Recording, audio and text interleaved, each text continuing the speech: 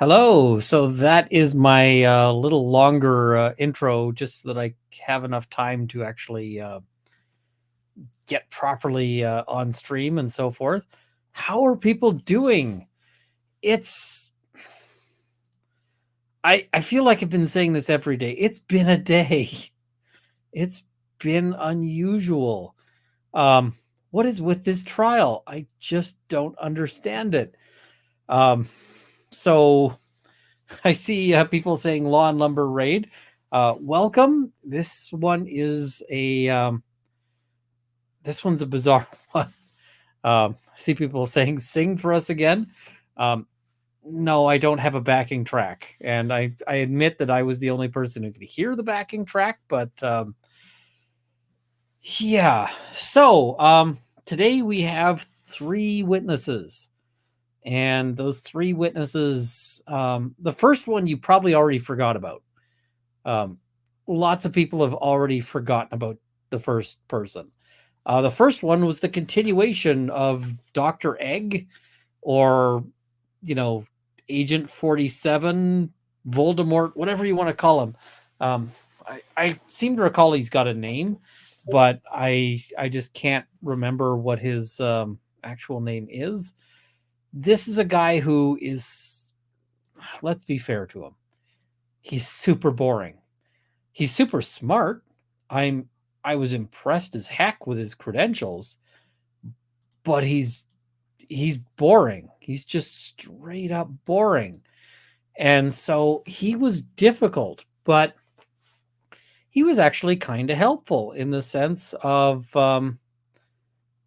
I actually thought that he was one of the better witnesses for the plaintiff. He was, I mean, he's an expert in what they need him to be an expert for, which is that he's an expert as to like crash mechanics and so forth. That is something they've been needing in the biggest way. And unfortunately, the guy is super uninteresting. And they landed him right before the bombshell of a day. So it's such a. I feel bad for this guy in the sense that he really ought to have been great for the plaintiff, but they have him. He's kind of a dry academic kind of guy, and not only that, but he's also on a video deposition, and video depositions are the worst. I can tell, like, I was there for the Depp trial. I really, most of the Depp trial was pretty enjoyable. I mean, I found most of it pretty interesting. We had that one day that was like all video depots, and I thought I was going to die. Like, I thought I was going to get so bored that day that I literally just, my heart would be like, you know what? I'm done. Like, I've had enough of beating. We're just going to lie down and take a nap. So I feel bad for this guy, but he actually had some good moments, and we'll sort of we'll bring some of this up. We're going to start with bringing in this guy. This guy's important because he's going to protect the stream. So all hail the mighty tongue. So let's bring this in here. I'm going to see if I can get this going right. All right. There we go. So we've got that protected. So, hey, Ian, would love a comment on Owen's repeatedly misstating depot testimonies, not to mention his exaggerated numbers. I struggle to trust his assertions. I feel like Owens has done a lot to blow his own credibility. And a lot of this stuff you have to be very careful about as a lawyer, right? Because not only is there the risk that you that misstating something can cause you to lose credibility, or if you're doing it in a cross-examination and the witness is right, like if you're trying to grill a witness on something they've testified that's wrong, and it turns out that the witness is right, you've lost all credibility with the court, whether that's a judge or a jury. And you're done. Like, you're just so screwed on that.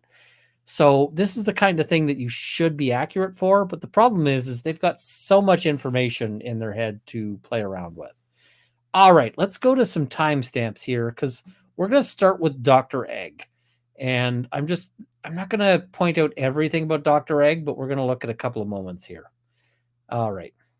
Earlier, you testified that you believe there's only one way Can you this guys hear crash the could have audio? happened, which is that Miss Paltrow hit Terry Sanderson from behind. If another expert like Irving Shea says otherwise, how would you think of that opinion if that was the case? Well, I would disagree with it. And I would like to know what the basis of his opinion was. That's basically the short answer. But if he came up with a different opinion, then maybe he considered other information that I may not have had in formulating that opinion. So I would certainly be interested in knowing what the basis of that type of an opinion. I really like this guy. I really like this. It's what would you feel about somebody who had a different opinion about how this accident happened? And he says, well, I disagree with it, but I'd also like to know why they came up with that opinion, because I would like to know more about this, because maybe they had additional information that I didn't have. I love this from an expert, right? I just love that this is his answer. I like this guy so much. I wish he wasn't so boring. That's his biggest problem. But I really like that. To me, did such a tremendous amount for his credibility. I have tremendous respect for this guy. I have tremendous regard for that when he says, like, I want to know more about what their opinion is based on so that I can know if I might be wrong. Like, love this guy. So yeah, I thought that was a really good answer. It makes me a lot more confident in that. That said, there were some issues with it. This guy completely disregarded the fact that both parties were in motion when they collided.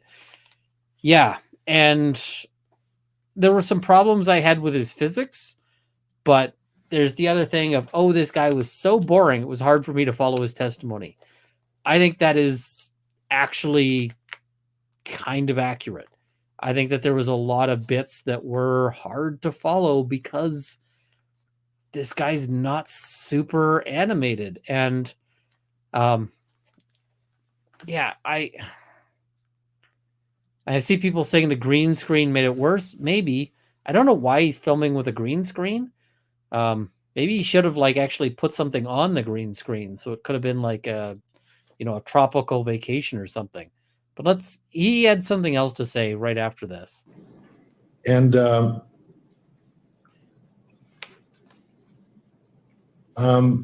you recall a defense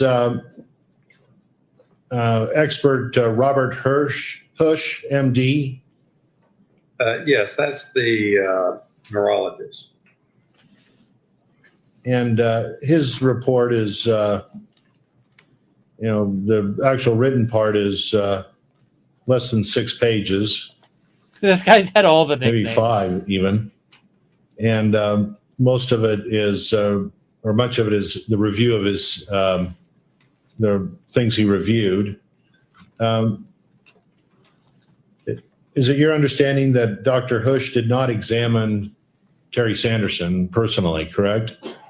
That's my understanding. What does that mean to you regarding his opinions, this Dr. Hush? I have always myself have insisted on examining the patient directly to corroborate the medical records and to get more insight, because medical records are just what they are, records. if you have the source in front of you that you're able to query, I find that is very, very helpful. So some people or some of my professional colleagues don't do that, and I feel that they may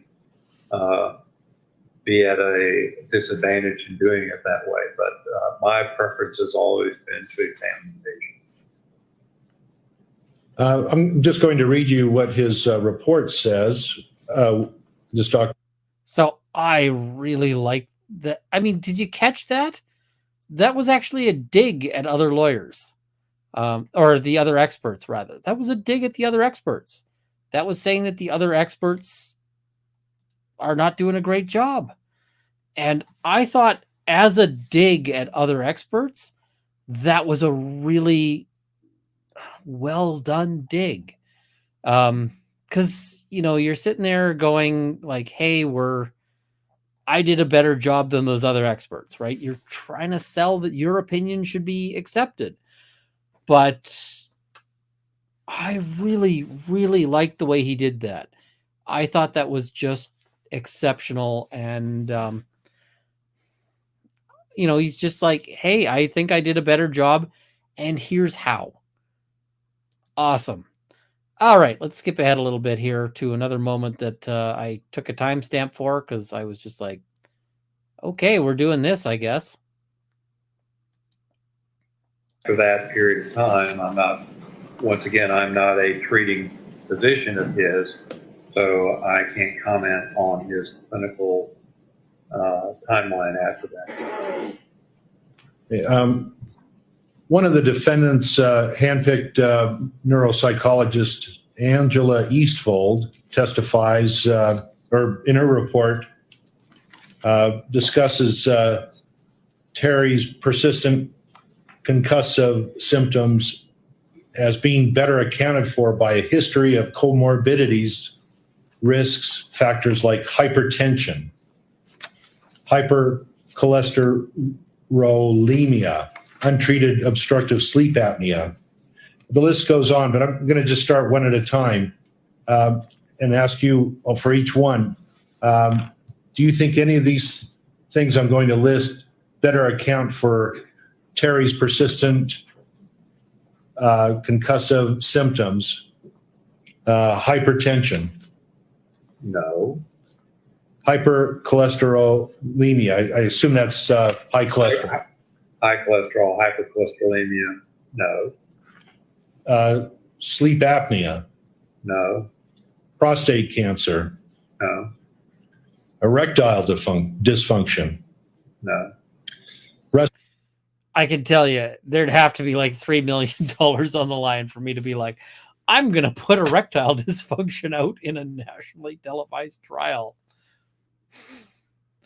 So, keep in mind when you see that guy in the background that he's paid his lawyers substantial amounts of money to tell the world that he's got erectile dysfunction. I might not have wanted to do that personally. Yeah. I see the interesting thing is Chia Pet versus Egghead. So it looks like, one of them got all the hair, the other one got none. So, ED is a side effect of a TBI. It might well be. This is the downside to having a really sort of publicized trial, is that this kind of stuff can come out, and it's now out there. The whole world knows this. Fantastic. All right. Let's do a little bit more on this guy, because there was another moment that I thought was relevant. Now, this guy talks for like 2 hours. So how many of you remember that he talked for 2 hours at the beginning of the day? Not a lot, I'm guessing. You don't have to have your eyes completely closed, blacked out, to call it a loss of consciousness. This is important. This is big I for them. can't tell you the number of times on Sunday afternoon, football player would be hitting the head, and he's just standing out there, not doing anything. We We immediately know there's something wrong. And we run out there and we say, how are you doing? And then he calls me his mom. And we know that that's a lot. Then we bring them onto the side and we know that that is a loss of consciousness. Clearly disorientation, to whatever degree, is indicative of not having volitional consciousness with your environment. Okay. This I thought was really good. He's talking about loss of consciousness and saying you don't have to be passed out to have lost consciousness. Now, I was recently playing. So I bought a video game, and it's a video game I've been wanting to play for forever. Sons of the Forest. I don't know. I'm sure some of you have played it. I have not been able to play it much at all because of this. But right early on, you get a character like another guy from your helicopter who is bleeding out of his ears and has clearly had his brain sort of scrambled and is only able to sort of do what you tell him to on these notes. And that was really familiar in this whole loss of consciousness aspect. So I just thought that was a really interesting aspect and a really useful thing for the plaintiff. The problem with the plaintiff's side here is that they have this story from Mr. Ramon. And I don't find that Mr. Ramon's story makes a whole lot of sense because Ramon says that he was passed out, like face down, unconscious in the snow for like 5 minutes with nobody doing anything. And I'm going, no, that is not the case. I haven't gone skiing in forever, and I'm more of an I did cross country skiing when I was skiing, not downhill. And I can tell you I fell down in the snow, and I was down for like 30 seconds before I had like a whole bunch of people around me trying to help me out. So this whole notion of like 5 minutes unconscious, 5 minutes unconscious is a long time. I can tell you that right now, if I stopped talking for 5 minutes and just was like, hey, chat, I'm going to be gone for 5 minutes. You occupy yourselves. Right now, there's about 1,000 people in the chat. And and after 5 minutes, I can guarantee you that there'd be about 100 people left by that. So I don't find that story to be all that credible. But this sort of says that there could still be a loss of consciousness even with that. So, and I see Ramon said in his depo that he was only out for a split second, but changed it to 2 minutes in testimony. Yeah, 2 minutes is a long time. Like, again, the chat would be upset with me if I left you guys alone for 2 minutes. 2 minutes is a long time. All right. So let's go and see where things go from here. And I think Rob's going to be here when he can, but let's go and look at our next little bit here. They got this guy who comes up. This is the first time we've seen this guy. I was impressed by this guy. I was impressed. Actually, I should cover a few things here before we get much further. Thank you, Kat Vetter, for 10 gifted memberships. Brentwood Chic for 10 gifted memberships. Mary Ellen Froning for 10 gifted memberships. And Alicia G, I see you've got a member message here. Please sing again, Runkle. It was so great. I will try to rehearse, and I will see if I can sing it properly on Monday, because I want to cover that thing in a little more detail than I was able to. Let's get to some super chats here before we get to our worst witness. Ian, are you ever going to do a video on the arrest of News Now Victoria? I'm not familiar with that one, but I'll try to look it up. Afro-Man Serenade on Friday Night Frenzy. Love it. I loved it. Glad you did. Aqua 46784. Thank you very much for the membership. Every time I love a witness, without fail, you call them boring. Haha, I like direct, serious, down-to-earth people. They seem more trustworthy.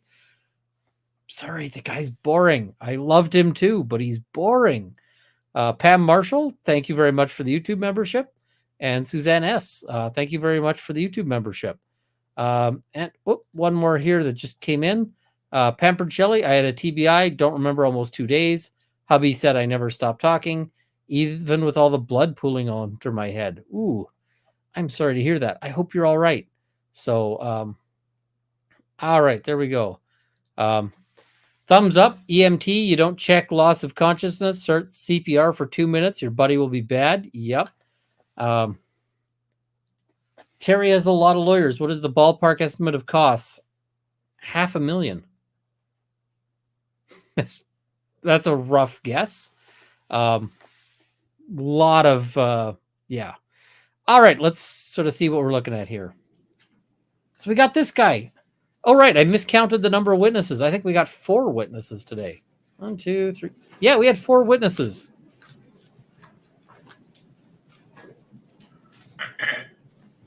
Hi. Do you swear that the testimony you are about to give in the case now before the court will be the truth, the whole truth, and nothing but the truth, so help you God? Yes, I do. Thank you. You can have a seat. Good morning, sir. Good morning. How are you? Good. Would you start by stating your full name and spelling it all? Yeah, it's Mark Stephen Harith. Mark with a K. Stephen, P-H-E-N is the way it's spelled. And Harith is H-E-R-A-T-H. All right, so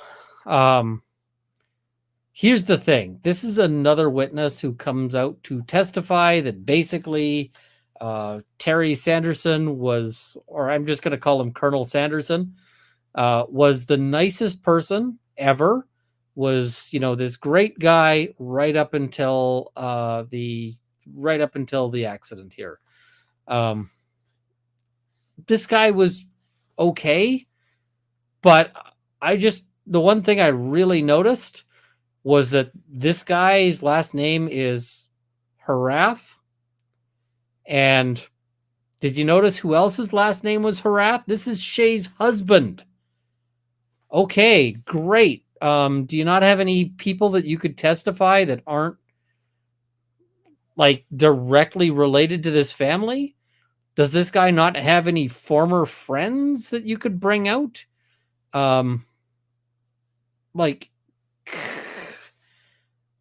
Shea's husband's brother. I would have wanted to get like Terry's old drinking buddy that's never met any of these other people. Just ridiculous here. I didn't like this. So Shea's husband's brother. Still too close. I would not want this guy as a witness. I thought this guy was basically completely useless. He's another guy who testifies that he was great beforehand and now a dick. Cool. We've heard like 7 of those. And if you don't believe the other ones, you're not going to believe this guy. If you don't believe, and this is a key point, all of his friends deny they are friends. This is why I would like to see somebody who's like, an old work colleague who they had sit down with him or something. Something that, does this guy not talk to anyone who isn't related to him? Anyway, yeah, here's a great comment here. Incestuous witness list. Yeah. I thought this guy was just more of the same. This guy did not move the needle for me even a little bit. I thought he was cool. He's a storm chasing military pilot. That's freaking cool. But find me somebody who is like just a friend of this guy's. Like, didn't he have drinking buddies? Didn't he?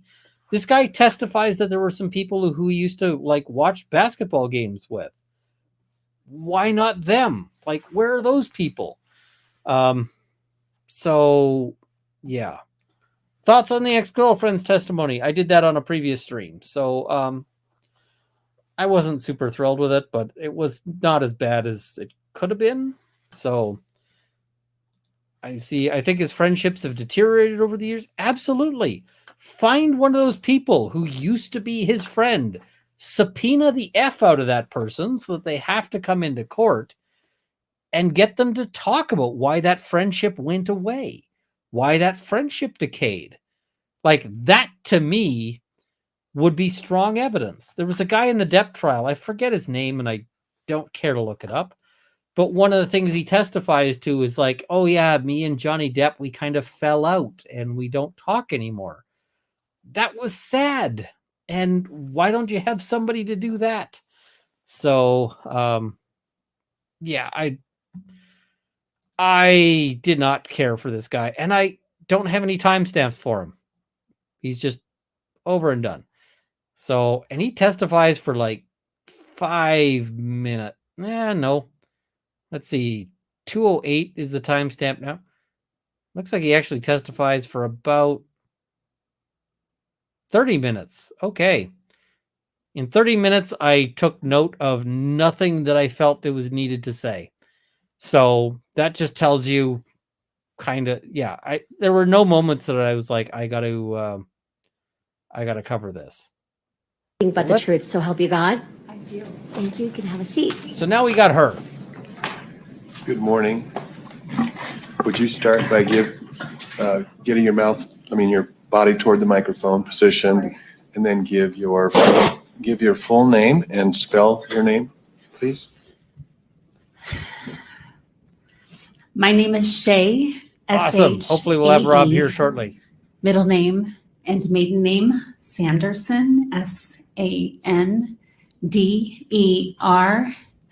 Yay for the sparkle farts. Last name is pronounced like Harris with a lisp. It's Harith. H-E-R-A-T-H. Hi, Shea. Hello. I didn't like that. So, friend of mine when I was much younger, I haven't talked to him in probably 2 decades. Hey, Joe, reach out.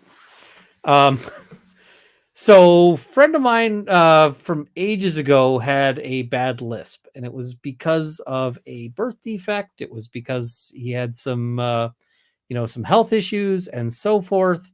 So I haven't talked to him in forever, but and that's just because I'd moved. But he struggled, right? And it's difficult when you've got a lisp as to like being taken seriously and being having the world just treat you fairly, right? So I really did not. This already was one of those things where I recognized that nobody else is gonna, be a big deal on this one, but I was still like that. I didn't like it. Did not like it. So I know that's personal. I know that's whatever, but she does a bunch of weird things where I'm sure she thinks of herself as super. I kind of feel like she feels like she's super progressive and really not. What a weird way to explain how to pronounce your name, not only non-PC. Yep. I thought it was super weird. So thank you very much, Weed, for the super chat. Yeah. So let's Just as a little preliminary matter, as we're talking, just remember to say yes or no instead of nodding or it's okay. Yes, sir. I know you're nervous. Yes, I am. So that's okay. But what I say is less important than what the jury hears you say. Okay. So we're talking right now, but if you wouldn't mind addressing the jury when you're asking your questions or when you're answering your questions, excuse me, that was wonderful. Sounds good. Thank you. So this intro, I like this guy a lot more than most of the other lawyers out there. A lot of the other lawyers have been being complete jerks. This guy did not come off like a complete jerk. Hey, Uncivil, great to have you here in the chat here. This guy didn't come off like a complete jerk, but this introduction here is just the reason why he's saying like you've got to make sure to say yes or no and not nod your head is because that's necessary for transcripts. She comes off as super nervous at the start, and that goes away over time, and that's normal, right? You get into the string or into the sort of feel of things, but Yeah, I said before that this was my favorite lawyer on their team because I hadn't heard him talk yet. I like Clark Kent better than this guy, but he might be number 2 on the list. So let's see how he goes. Why don't we start, since you've already said your name, by telling us where you went to high school? I went to high school in Soda Springs, Idaho, and it's a small little town. And then where'd you go on to college? I started at Utah State University in Logan, Utah, and transferred up to University of Idaho in Moscow, Idaho. Okay. And did you graduate from college? I did. Okay. And what was your degree? I have a bachelor's of landscape architecture. And brief. Guys, landscape architecture. I don't know. Is that a basket weaving degree? I don't know. Maybe that's a big deal. I don't know. But let's skip ahead to the next moment that she had that I just was. This is when I really started rolling my eyes at this witness. Like, really started rolling my eyes at her. I think your sisters have testified about his desire to mentor. So did you feel that same feeling growing up? Absolutely. My dad was all about trying to fill our we sisters' heads with as much information as we could. Every road sign that had information on the history, we were pulling over and reading that, going to museums. He really, I think he was very much about character development in us girls, the importance of honesty. It's just Really? How coach did that feel? How coach did that feel? That felt really, really coach to me. Make sure you drop that line. That sounds really good. Make sure everyone hears that you're super honest. That made me like, I got a wince on that just went all the way from like my shoulders right down to my toes. That was the moment when I thought, oh boy, we're going to get some good stuff out of this witness. It's going to be interesting.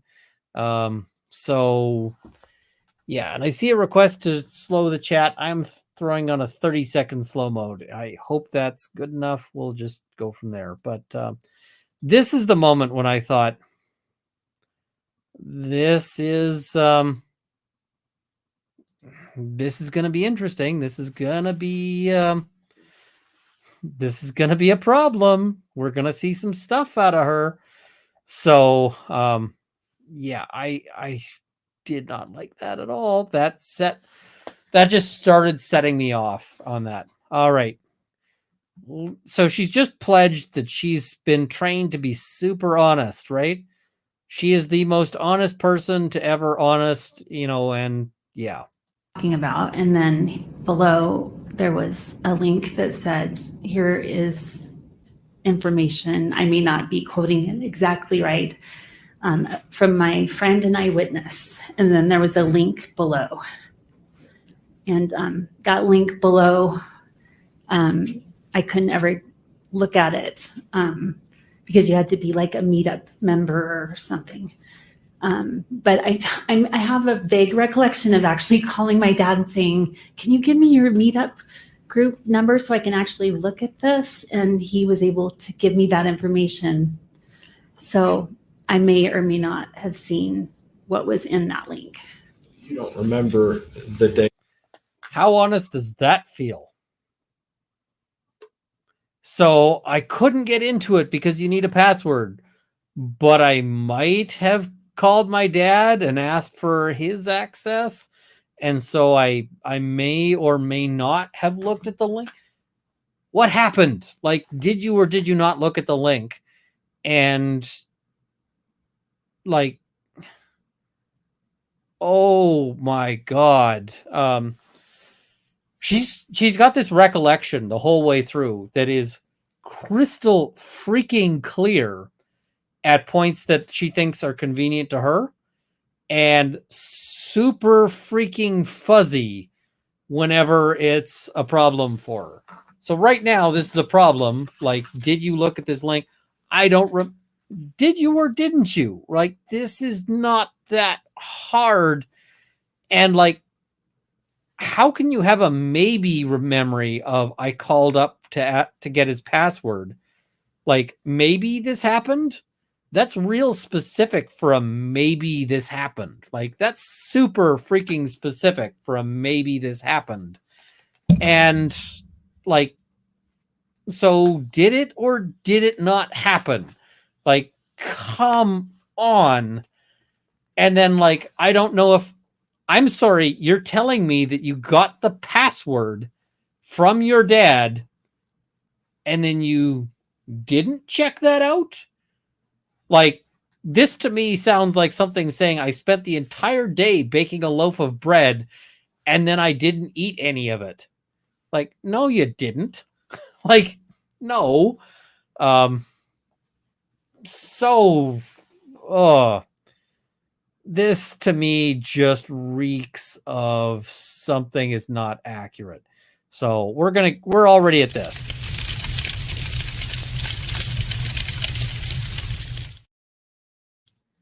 This is the beginning of the spicy.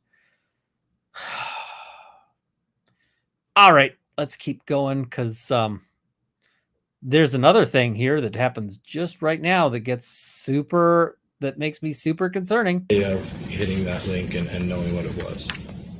I don't know for sure at what point I looked at it. Just a little background information. I had a ski accident 3 weeks prior to my dad. I had torn my ACL and my MCL. I was not sleeping very well. I had my leg propped up on a pillow with ice around my knee.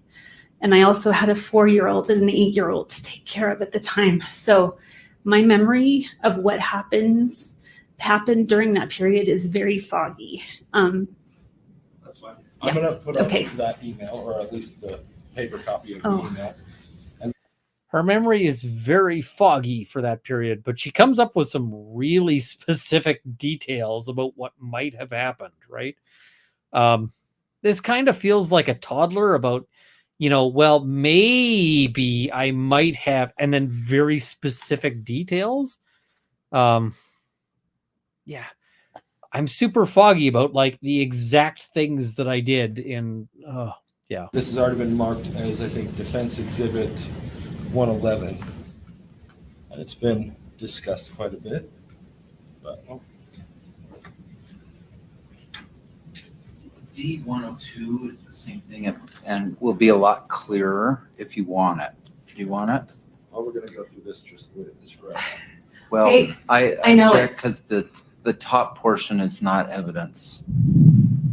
Why don't we take it down and why don't you use the exhibit that has been, unless you need for some reason to enter this one, Mr. Sorensen.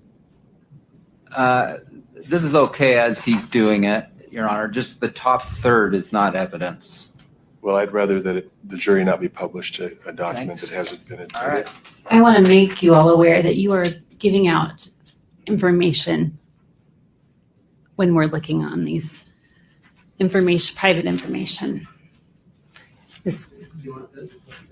Could you please white out the email addresses, or would that take too long? Sure. Or you could just fold over that piece of information. How do you know this? How do you know this is being given out? Like, because how do you know this is being put out there? You watched the trial. You watched the trial. Like, I'm sorry, and she later denies this. She later says that she didn't watch any of the court proceedings. You watched the trial. And I just spat in my lap because I am freaking pissed. You watched the trial. That's the only conclusion I can come to on this. Like, that just, And I see, things about, because other people's information was put out there, or discussed her sister's testimony before her testimony. Yep. Either way, whatever it is, it's ridiculous. I see. No, Ian, he had it up and took it back down. How would she know, though, what is getting published to the world? Right? So I think she watched the trial. Her email was on one of the published evidence. A friend or someone else emailed her from seeing it on TV. Maybe. But I mean, and if she was getting a ton of emails, then at that point, it's just too late. So the email was under the document camera and presumably on the screens in the room. Yes, but how does she know that's going out to the rest of the world? So unless she was actually getting emailed, in which case she might have mentioned that. But if she was getting emailed from all sorts of people across the world, then you'd think she would have mentioned that. I can't say for certain, but I think she watched the trial. Like, I think that is, that's the feeling I get out of this. So, I can't say for certain but it wouldn't surprise me in the slightest. All right, let's skip ahead a little bit here. I don't know at what point I don't know at what point I was able to access, or if I even did see what was here. It seemed like I would follow through to try to see because this is important information, but I don't know when that happened. Okay. And I think you said earlier that when you tried to access this, it was a meetup group login, or you were required a meetup group login? Yes. Okay. And I wasn't a member of Meetup, so I was unable to access that. But I knew my dad was. Okay.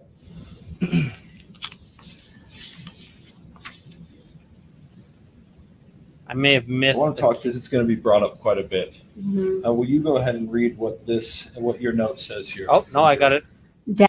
So she's about to read this email. Let's just listen to her reading this email. Dad, I cannot believe how unlucky and how crazy this all is. I also can't believe this is all on GoPro. What are the chances? I am so glad you're okay. How are you feeling this evening? Love, Shea. Okay.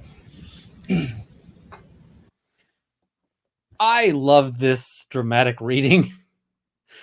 Like, you're reading an email. I kind of like that it's not just, a boring recitation, but it still felt like an overly dramatic reading.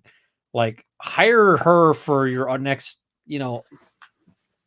like maybe she's got a place in commercials or something, but like, that's just straight up an email. And yeah, so that I thought was interesting. Now, Shea, this is an important answer, but with that, after being sent that link, how did any reference to a GoPro video come up that you responded in the way that you did? So we did this in an opposite order. My apologies. 7 years is a long time for my brain. I received a phone call, and thanks to Gwyneth Paltrow's team, they were able to put together the timeline of things. And I had forgotten that actually I got a phone call at 6:13 p.m. that evening, and then I had a conversation with my dad about what had happened. And then the email came later on in the evening. And now I can't remember the question. Do you mind asking again? You mentioned you had a phone call with your father. Yes. How did that instruct or have influence on this response? Okay.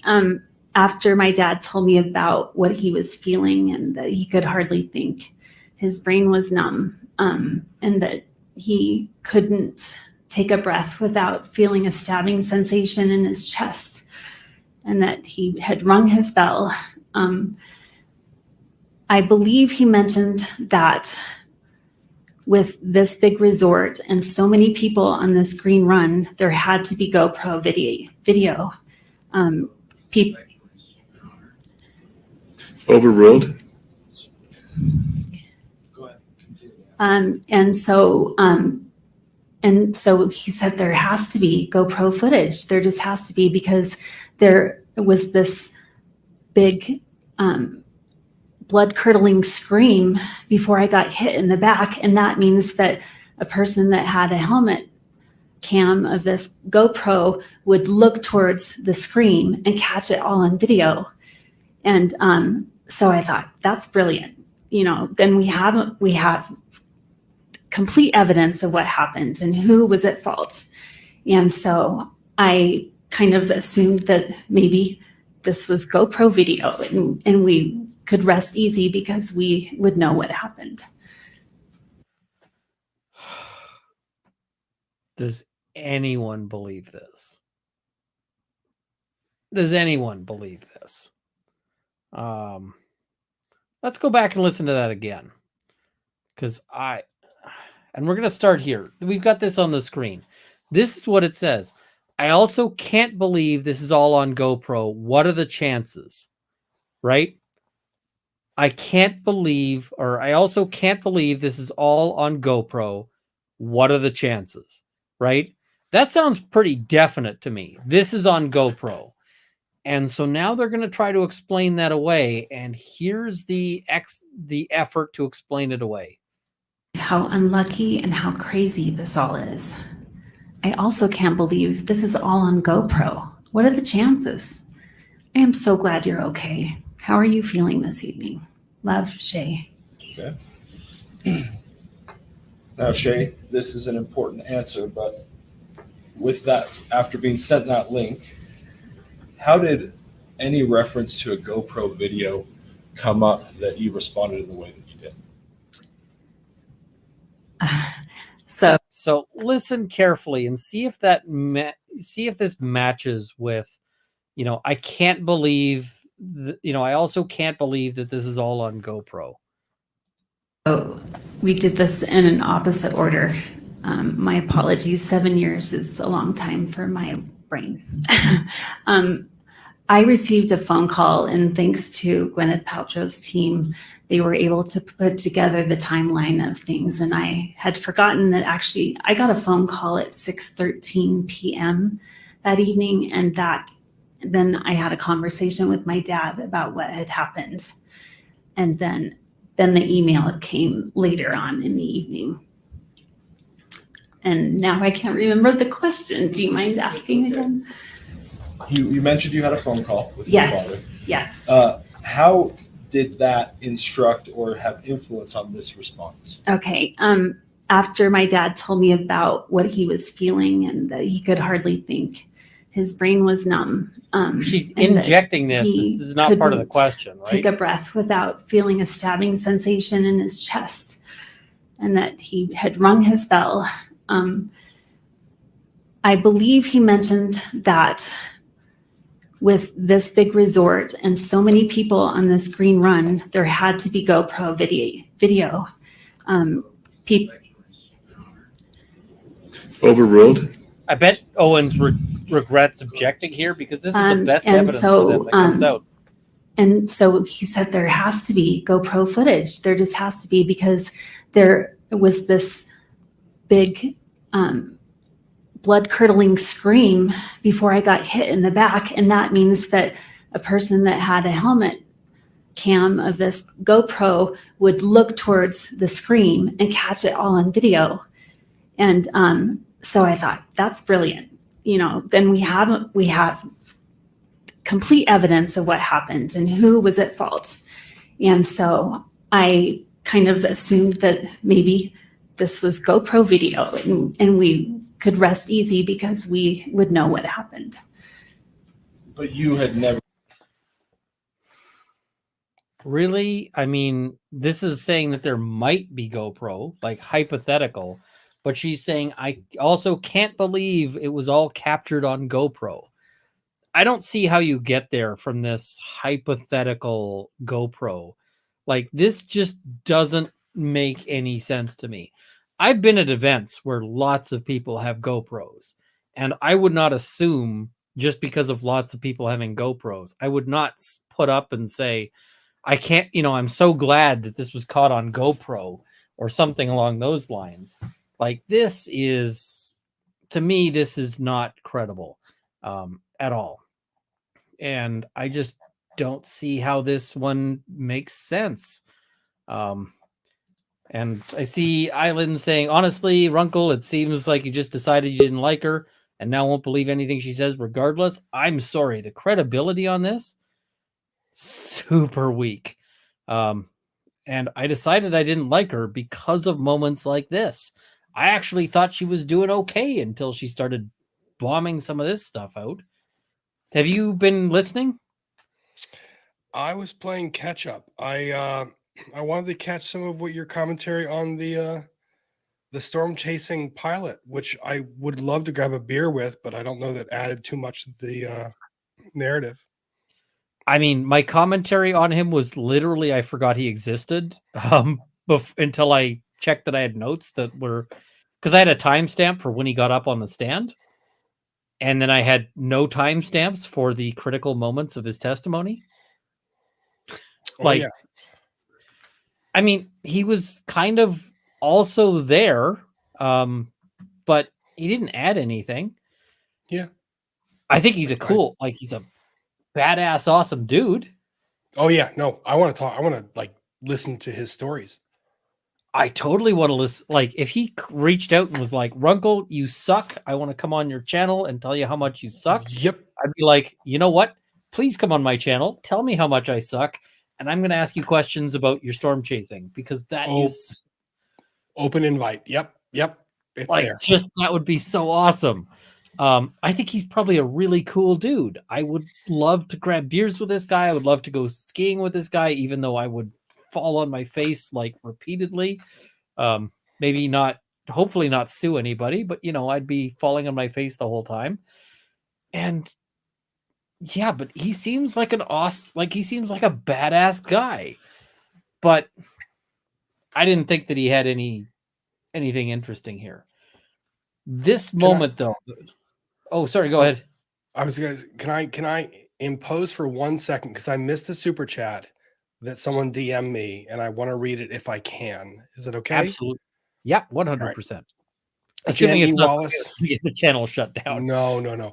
Jenny Wallace said, GP case is so hard to listen to due to having to deal with head/brain issues mom, stroke and Alzheimer's dad, stroke and head trauma. The obsession thing is par for the course. Mom was money and dad is the same. Thanks for standing up people with brain issues. You're awesome for that. Thank you. Jenny Wallace, thank you for that. I know that this is something that every one of these trials, and I think Ian's going to agree with me on this part, every one of these trials brings a new facet of law that is a little uncomfortable to talk about.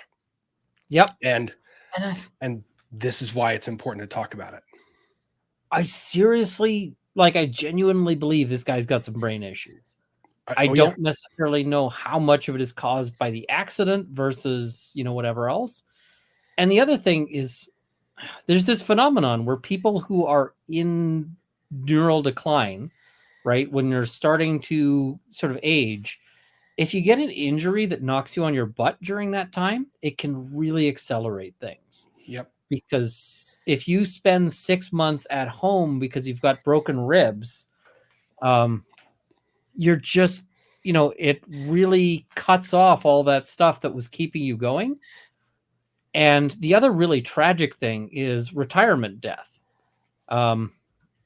Retirement death that you run into where people give up their job and then they, sometimes they're dead within 6 months because they just, yeah. And I'll address this one. It seems by some of the language that Runkle is using that he doesn't think that someone should be suing over a ski accident, maybe personal injury bias. It sure sounds like that. I don't know what I've said that says that you shouldn't be suing over a ski accident. Ski accident is a perfectly legitimate thing to sue over. It's just causation is an issue here, and also damages is an issue. Well, so, and to the damages point, you just raised an issue that I think we kind of glossed over a little bit. The damages here alleged is not so much that the brain is no longer capable of functioning, or that he lost that? Because you made the comment of accelerated dementia because of an injury, or decelerating decline because of an injury. Yeah. That is the argument, is if the injury perpetuated or accelerated the decline, that can be damages. That can be grounds for seeking relief. And I think that's what has been alleged. I just don't know that they have been great at tying that together. Yeah, I mean, the crumbling skull thing is that, if you're in decline and somebody speeds that up, you can claim for basically the acceleration. Correct. You don't get for the whole value of the ongoing issue, but you do get for the value of the acceleration. So if you were going to die in 10 years and instead it's sped up and you die in 5, you basically are going to get for that 5 years, right? Because that's the damage that was done to you. But that's differentiated from the eggshell skull situation of just a vulnerable plaintiff. Like, think about it in the sense of if you push somebody in a wheelchair down the stairs, the fact that they were in a wheelchair doesn't mean that you're off the hook on having harmed them, right? That's a morbid but good example. That's kind of my brand. It's a good example. It's a morbid but good, because it highlights the extreme example that makes sense even when you apply it to lesser conditions. Yeah, and I think those are some of the best, like the best examples is just things that are extreme, but the principle works. So if you haven't been watching, we're going to go through one more time. We're going to back up a little bit. Your freeze frames, though, man, I don't know how I. Oh, the link part. Okay.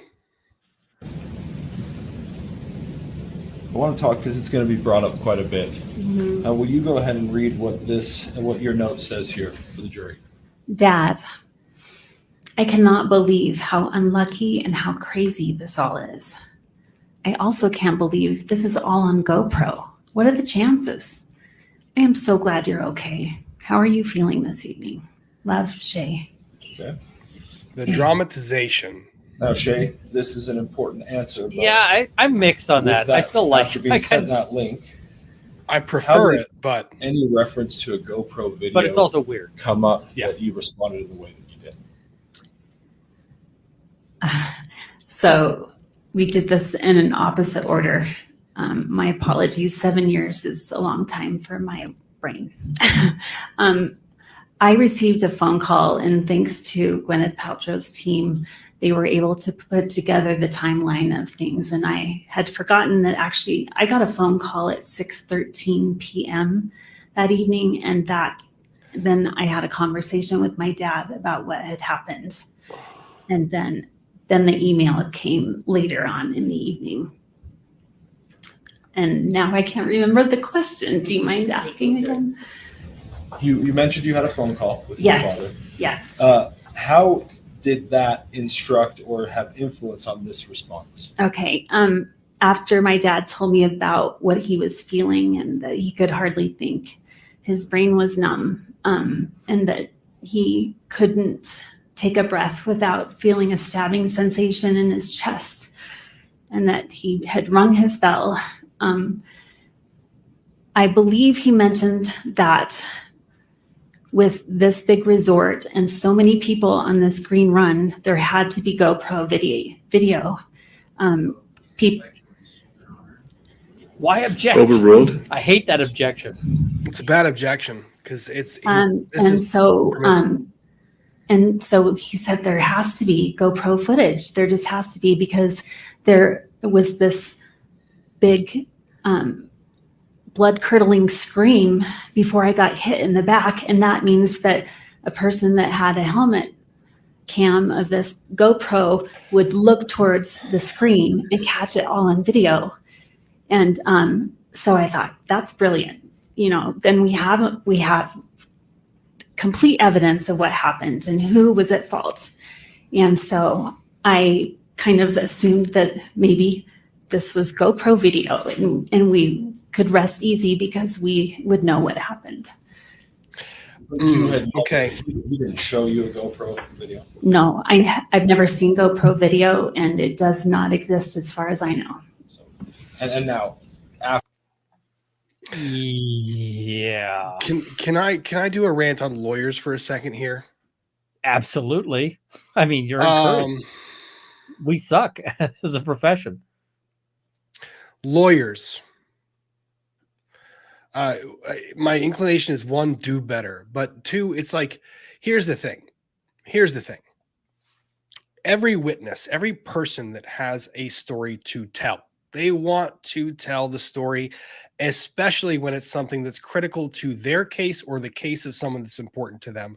So they go back and they rehash those memories in their mind over and over and over again. And they do these little tweaks to the story, the blood curdling scream, the hey, wouldn't it be great? And this was part of our conversation, and we totally talked about this. The funny thing is, and I've talked about this one, it's the little embellishments that make stories unbelievable. Partitioned and awkward stories, when they're remembered accurately, are more believable to the natural person than these Hollywood script stories. And I had this observation with the Amber Heard stuff too. There's part of every narrative, part of every story that's testified to from the stand that has an element or a nugget of truth. Oftentimes that's the case. Very rarely will you have someone get up on the stand and just outright lie for the entirety of the story, beginning from start to finish, even if the truth that they're saying is we had steak for dinner that night, right? Yeah. It's the embellishments, and they take the embellishments over and over. And the more time that they have by themselves before testifying, the more they want to do this because they think they're helping. They're not helping. And it's the lawyer's job in being the expert that presents these cases, in identifying that as a problem. And when you prep your witness, you tell them repeatedly, don't add shit. Stop adding anything. Stop. Yeah. And that's the problem. Because when you start adding those embellishments, it makes the entire story less credible. And you don't know what part people are going to say is credible or not. So now you can't really count the whole story. Like now the whole story just doesn't make sense. There might have been nuggets in there that were true, but the whole story now is just, what the hell? Yeah, I mean, I think that this one is really a bit of a problem. It's tough. Then again, there are witnesses you can't properly prep. Witnesses that, regardless of how much you talk to them, they're going to tell their version, whether you ask them the question or not. This witness liked to talk when there wasn't a question pending. I think that prepping this witness was impossible. She liked to talk to the judge. She liked to all of that stuff. Yep. Prepping this witness is a nightmare. Yeah. Oh, I mean, I just don't know what you do with this witness. You don't call her. Yeah. Tell me what she gave. Tell me what she gave that didn't do harm. Now, I've just checking something. Somebody sent me some interesting stuff here. And people are saying it's control. People are saying it's control while you're looking at that. It's not control. They don't feel control over themselves when they're on the stand. Very natural feeling. People that are type A's, terrible witnesses because they like to be in control of what they're saying. And when you ask them a very limiting question, they can't handle that. So it stresses them out and they want to go beyond the scope of the question every time. And I mean, the thing is that sometimes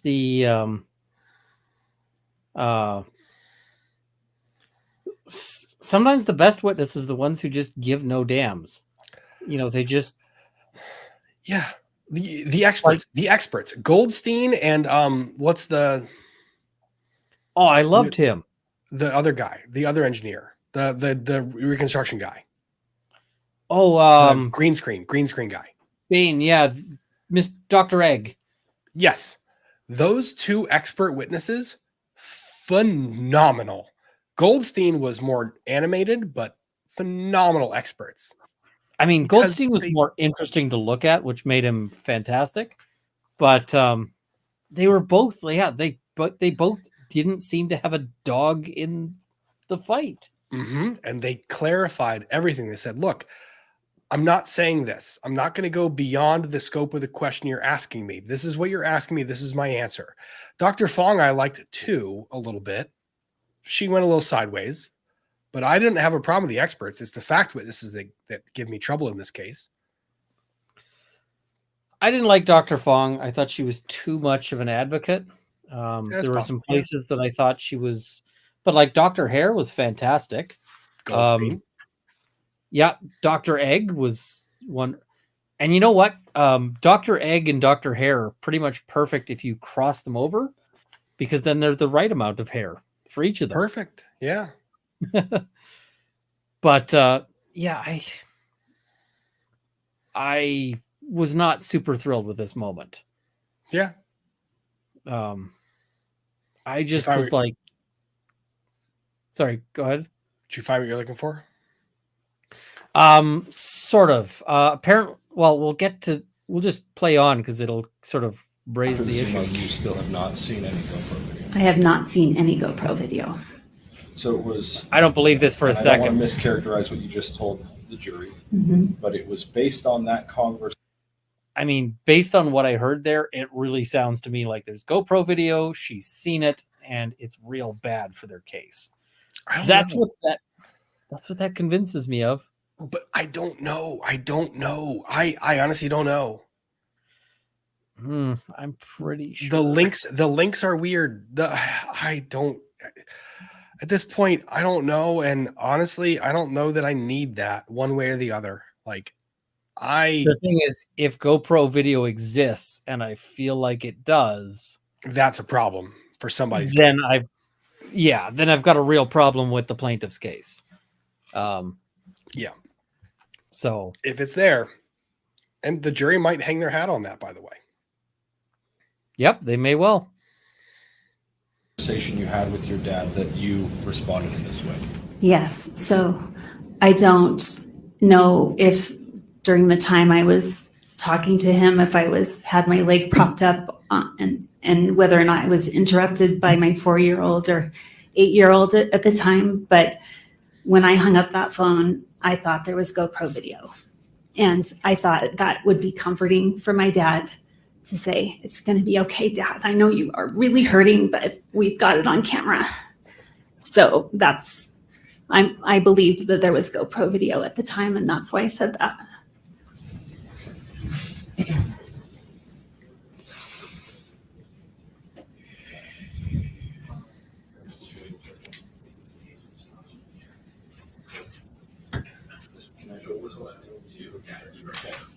All right. I want to clear this before. Lawrence, I've left my water bottle next to you. Could you please grab it for me?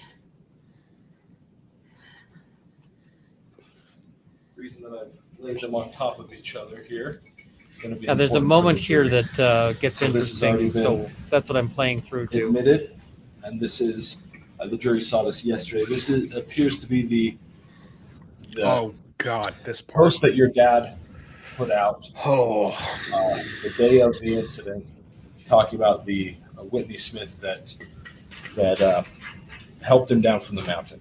Have you ever seen this? This is Defense 111, page 2. I recognize this woman's smile, and I do remember he had an awful day, but this woman came to his rescue. She was his angel and taking care of him finally after a long time of being ignored on the mountain. So Your Honor, move to strike. That's Sustained. what you're saying. Sustained. Move to strike, sustained. Jury still heard it. The jury should disregard the last part of the comment. Sorry. Do you recall seeing this post? I do. I do remember reading that at some point. The problem is Paltrow doesn't help herself there either. Like Like out that's kind of old school here She with paper. does instead of better the than I digitals thought we've she been would. Showing she does. And when she takes a stand, she does. for an important reason. Now, I'm going to zoom in here, down below on this pre-admitted exhibit, and I want you to look at, if we can get it to zoom in a little bit.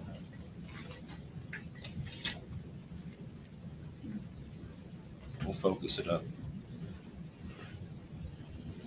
This guy's hair is like glued in place. Can you not see diss below like the hair that goes out of control, please? What appears to be some sort of a link. Are you asking me? Yes, I see the link at the bottom and then the photos too. And that appears to be from Meetup, the website your dad was posting on. Is that Yes. correct?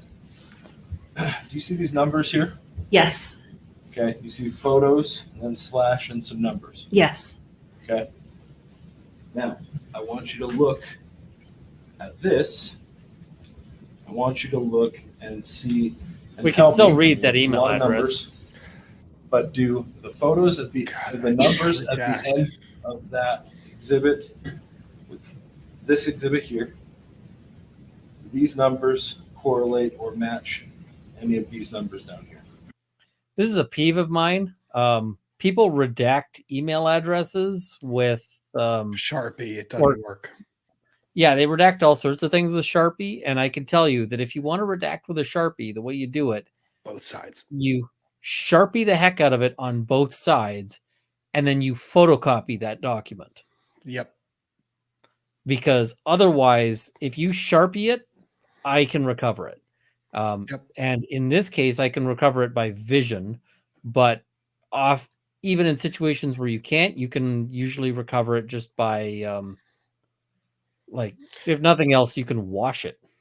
Yeah, but chat, we're not going to do that. Like, not this chat, not these people. We're not going to do that. Yeah, don't send her messages. I'm just No. saying I don't like this. Don't do it. I'll give you a minute to look at it. Okay.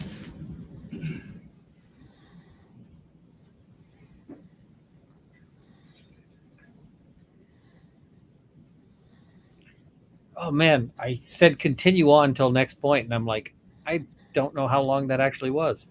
I know 2x is a blessing with this case. Okay, it appears Starting with 2.6. the 261 is the first one, corresponds to the first one. The second one is not anything. And this, And the last one matches up with the exception of the last digit, which is a 2 instead of a 0. okay. But they're close. Is that correct? They're very close. Okay. One's right on, the other is close.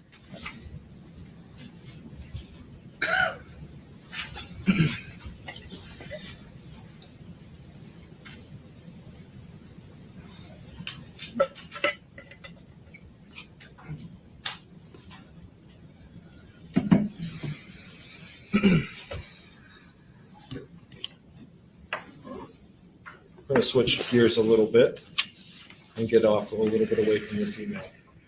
You've given your explanation for why you wrote about a GoPro video. Is that correct? I have a question. So the fact that the numbers matched up just means that those two are correlated. Stop explaining. I'm Okay. not You going can't to ask ask for an questions. opinion, and I'm Okay. not a cybersecurity or Okay. not even cybersecurity, but I'm not a cyber expert, so I don't know Okay. if that means anything. Ready? I just She goes it's an further. interesting coincidence for now. Just wait. Those are correlating. Yeah. Now, All of that objection. reasoning for why you wrote that line about GoPro. Is there anything else that you think may have influenced why you put that in the email?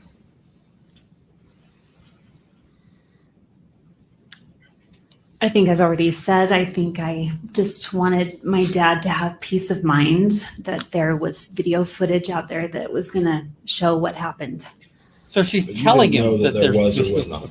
I did not know that. And also, let me just state to the jury that my dad No. had a traumatic get to brain injury state when he anything to sent the out jury. that email.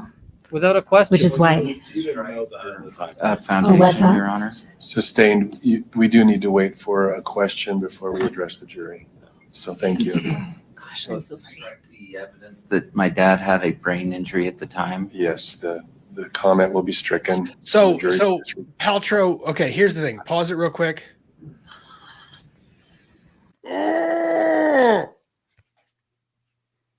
She wants to testify. She does. She wants to help her dad. It is what it is. Period. End of story. She wants to help her dad. She is going on beyond the scope of the question. She is.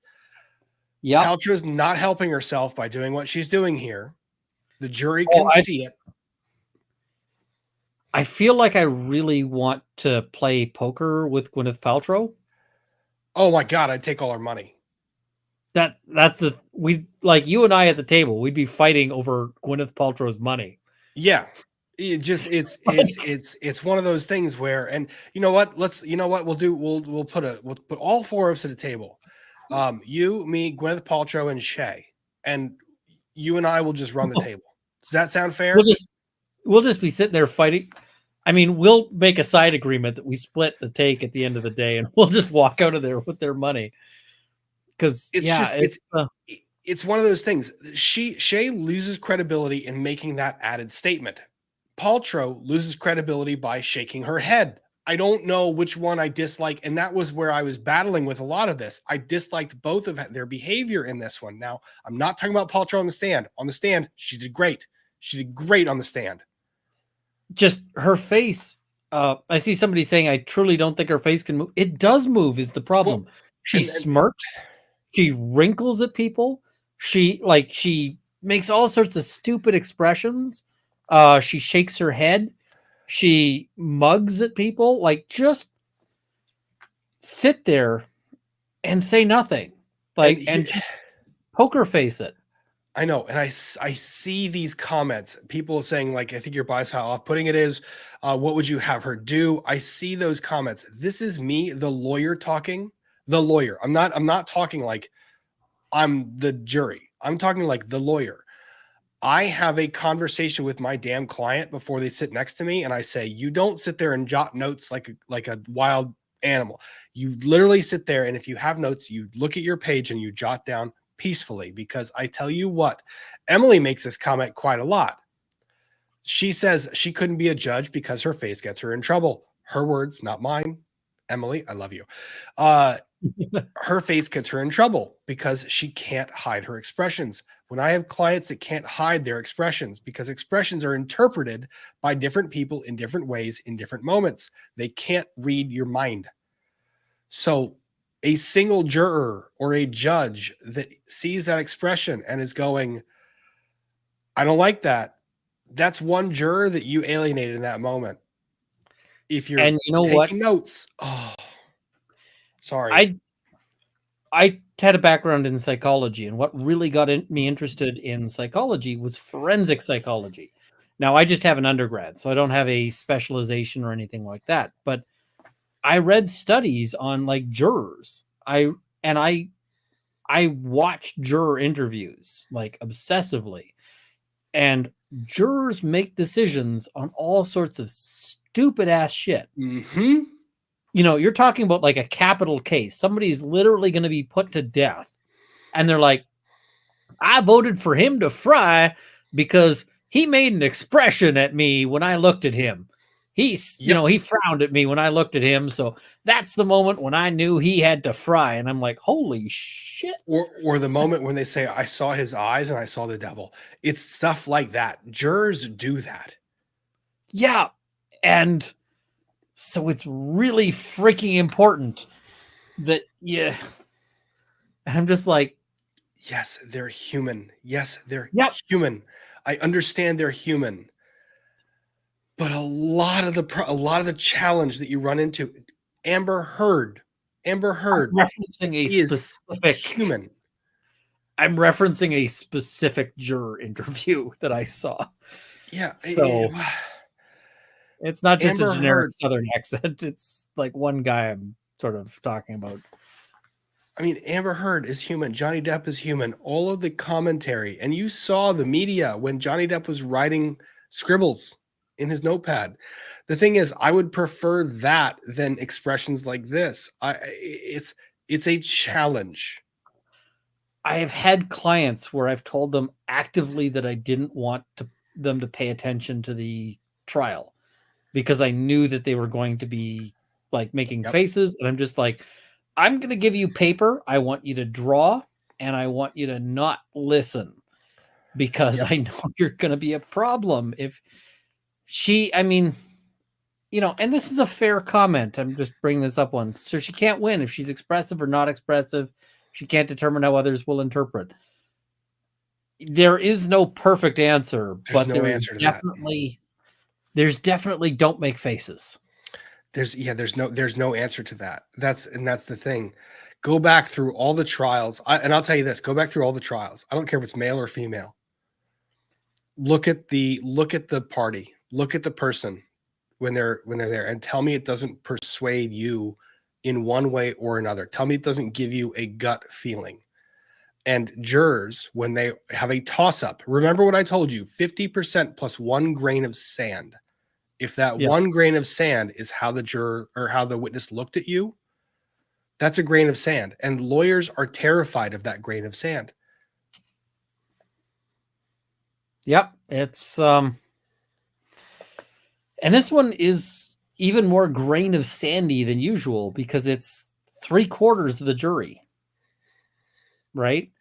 But yeah, this is a big one. Like, don't shake your head no while opposing parties are on the stand. Absolutely. Just sit there and listen, but don't look like you're upset by any of it is the other thing, because every time you make a face like you're upset by something, the jury is going to be picking up on that. And they may think that you are upset because it's such a travesty. That's what the accused or the party typically thinks. However, what the jury thinks about that is that you're upset because it landed, that you're upset because this is a point that has hit you. So, and Dusty Den, this is one of those things where people criticize body experts. Here's the funny thing about, and I'm not saying this, it's not a science. I don't believe it's a science. What I am fascinated in with a lot of that analysis is perceptions. Ian just made a comment about a juror that was standing in judgment over someone in a capital crime, and they said that he looked at him a different way. The thing is, it's perception. People perceive behavior in a certain way, and how that behavior is perceived can dictate the outcome of a case. So if I can eliminate, if we're looking at a mathematical equation, if I can eliminate the thing that might perceive a juror to vote one way or another, eliminate the thing. That's the other side of that equation. and I mean, the thing is ultimately, I suspect that she is kind of frustrated, right? Yeah. If you believe her side, that she's the victim of somebody skiing into her, and then suing her for a freak ton of money wrongfully, then of course you're going to be pissed, right? And I just want to call this one out, this super chat, because it's right out there. My kiddo Ginny says hi. Can she get a hi back? Hi, Ginny. Hello. This is another thing that is worth noting. Nancy Grace says she wore a $6,000 coat and $600 boots. Juries might not like that, she said. I don't know if the jury's going to know how much her outfit was worth, but it's more than that. Yesterday, I saw an article that calculated out what she'd worn that day, and it was $68,000. So I would not wear like an over 50 grand outfit to a trial, but it is what it is. She's going to be judged on that either way. The facial expressions, I think, are a bigger deal. All right, let's keep going. Thank you for the counsel.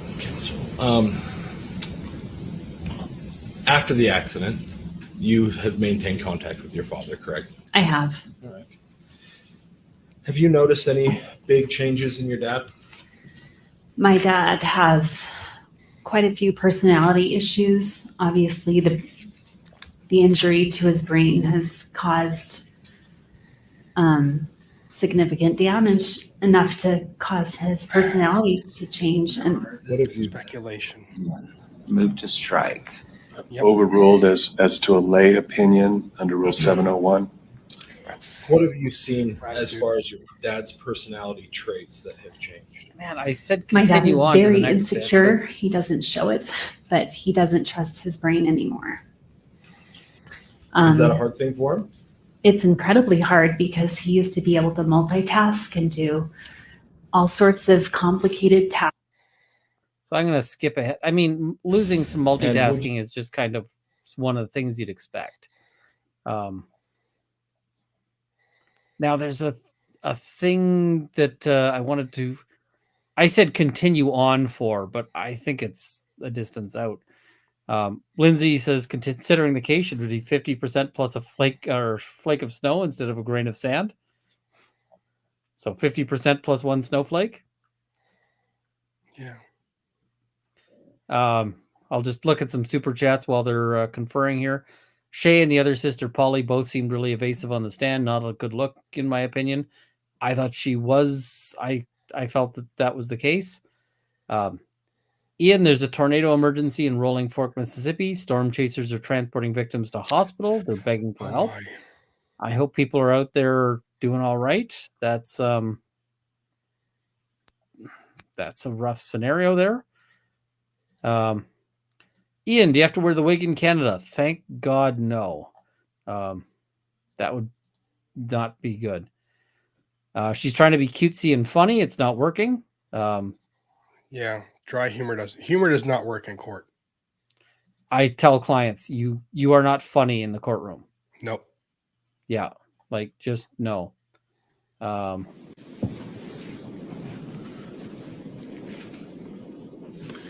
right. This appears to be a good time to take our lunch recess, so we will do that at this time, returning at 1:30. All right. So I don't have a good timestamp for it. There was this moment. Which one?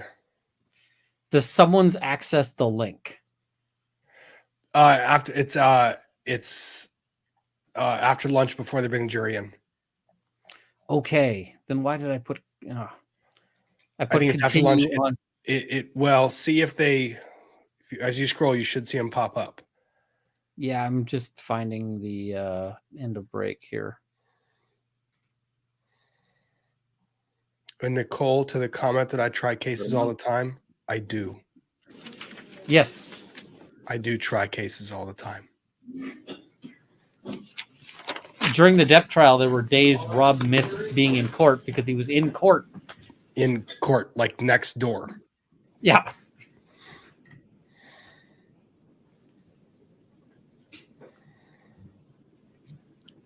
Is jury leaving or jury coming back? Coming back. Then it's outside the present jury. Thank you. Mr. Sorensen? This is right after lunch. Okay. So, and advocate, I saw your thing saying stop Sure, commenting before on we broke appearance. for lunch, We're only commenting to we were the extent talking a that it little bit matters, because it does matter sometimes for court. I'm not. It's a jury trial. If it wasn't a jury trial, we wouldn't be commenting, to be honest. That's exactly it. The If it was jury just may or may law- not. Yeah, sorry. Sometimes stuff isn't fair, right? And people do judge you. I tell my clients a lot about what to wear and what not to wear. I keep a suit in my I keep button down shirts in my in my car, because client shows up and I'm like, nope, we are going to go change. And they're like, what do you mean? I'm like, you can't crooks and castles this crap, right? Let me give you an example. Here's a better example. Look at what she wore the first several days of trial. So yesterday at the close of the day, it was announced by the plaintiffs that they would likely be calling Gwyneth Paltrow today, right? Every day of this trial, she has worn a muted undertone color that blends in with the paint on the wall. This is not, I am telling you almost 1000%, this is not coincidence. It is to mute her out so that there's not a whole lot that's not stark. It's not a stark contrast. However, the day that she is set to testify, she wears almost exactly what I would ask her to wear, which is a deeper contrasting color that stands out from the stand. Appearance matters to the jury. And it's simple. It's not distracting. There's no logos Flashy, or it's slogans. simple. Yep. No, I mean, this is exactly the kind of thing that I'd like a client to be wearing. Yep. Perfect. It's perfect. Like, I get clients who show up. I had a guy who showed up for a trial. So it's going to be in front of it. Like, we're going to run a trial in front of a judge. And his outfit was a shirt that said, "Fuck the police." And the charge was assault on a police officer. And I was like, absolutely not. Like, we're not doing this. So I made him change. It just is what it is, right? Ian, Oh. the timestamp, I'm sorry, the timestamp you're looking for is 3:42. 3:42. Excellent. About 3:41:01 probably is where it gets. I got Or label. Okay, That's what we need you to avoid. okay. this moment. we Counsel, should- Wait. It gets better. It We gets do better. not want you to be explaining what you've observed with Jenny in terms of a mental health diagnosis. No, we need to back it up. It's the little link bit more. part. The link part is after this. Yeah, but I also missed the great objection, I think. Is this the great objection? I don't know. Back up.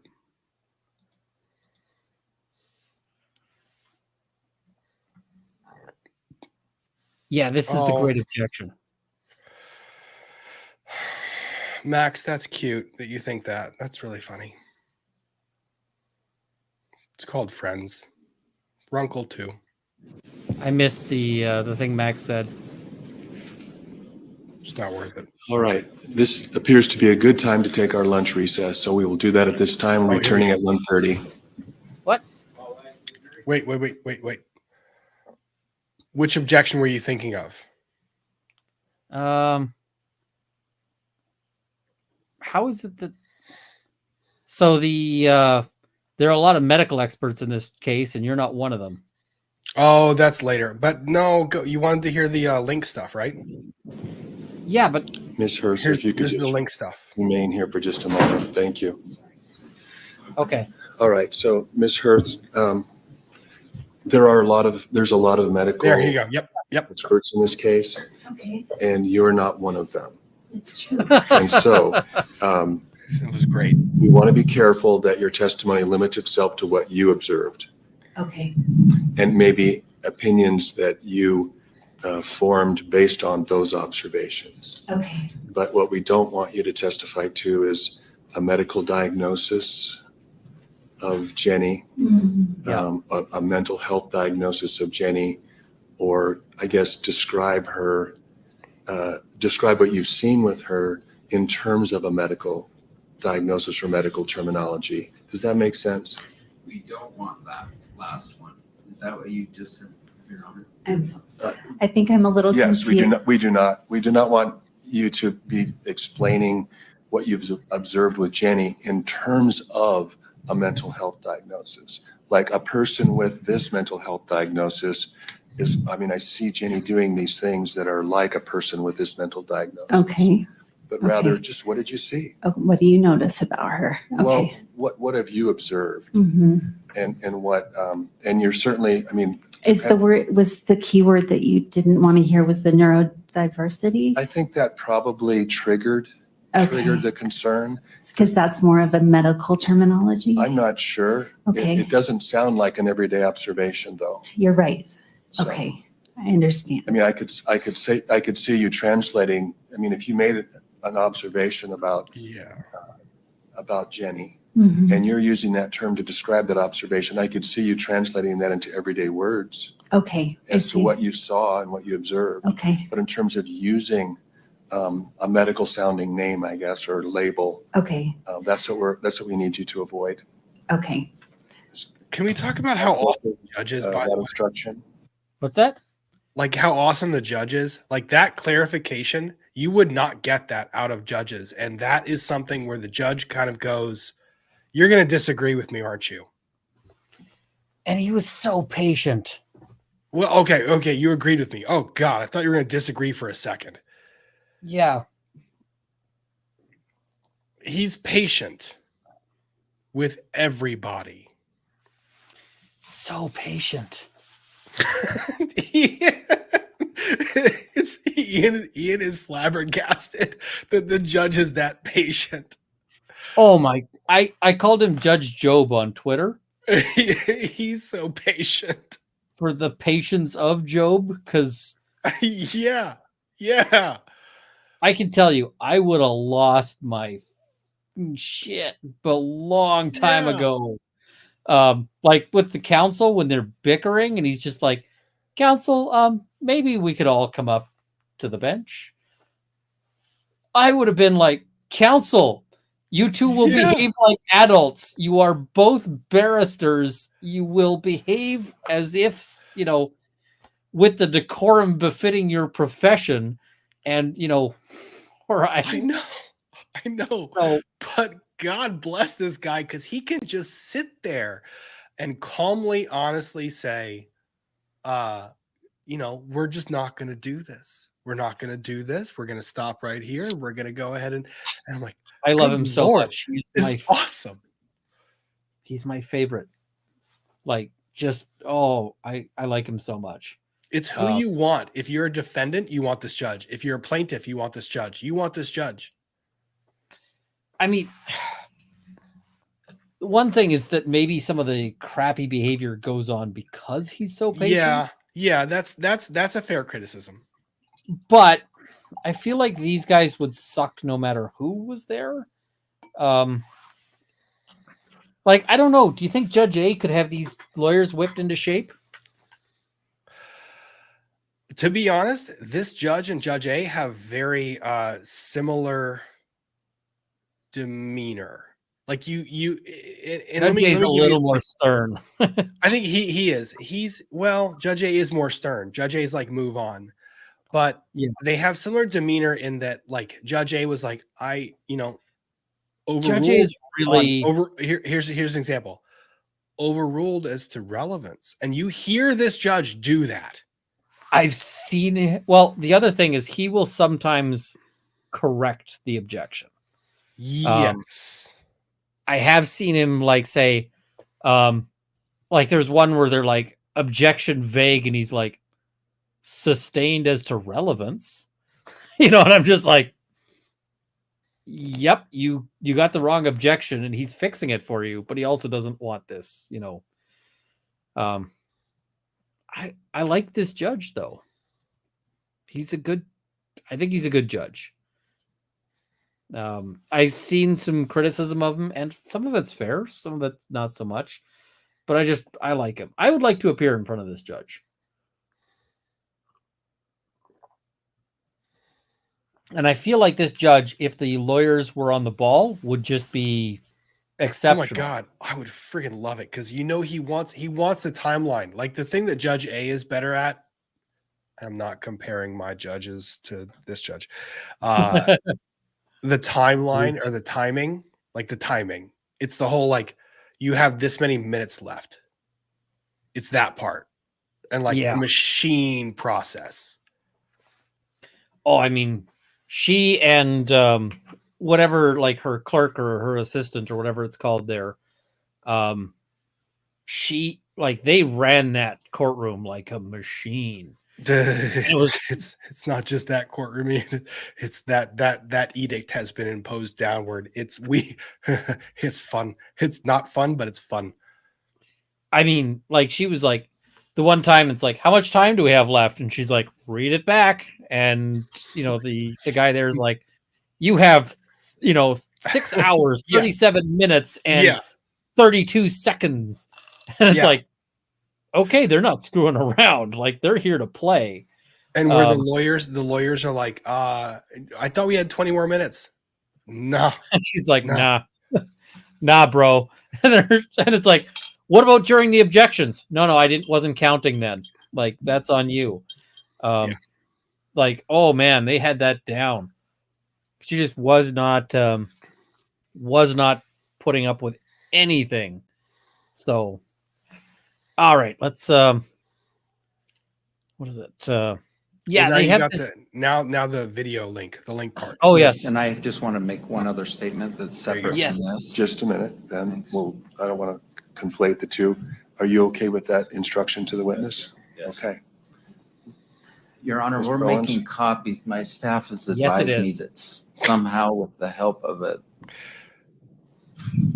I'm not even going to misspeak, except someone has accessed that link that we've been trying to get.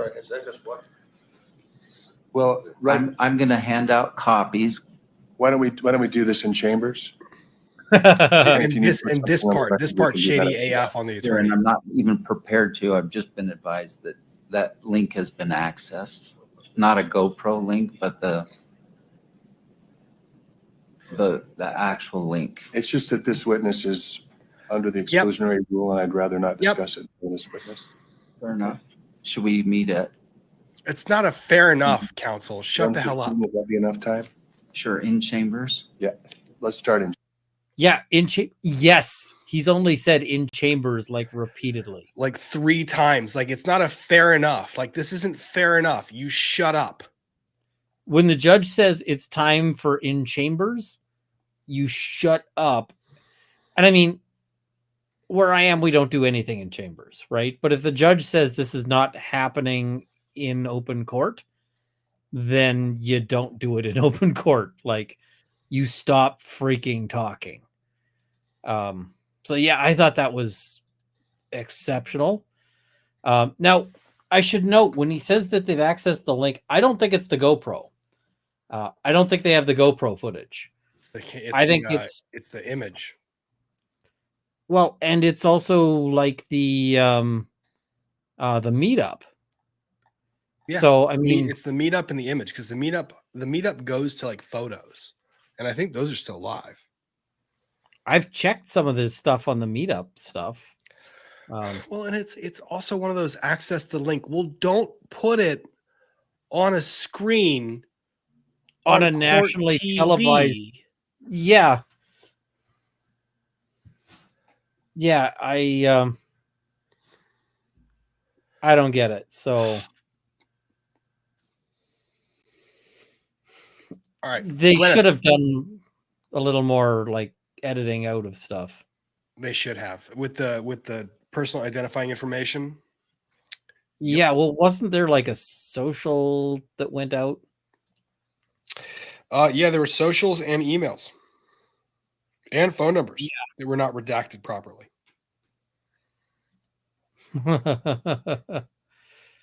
Yeah, that's terrible is really what it comes down to.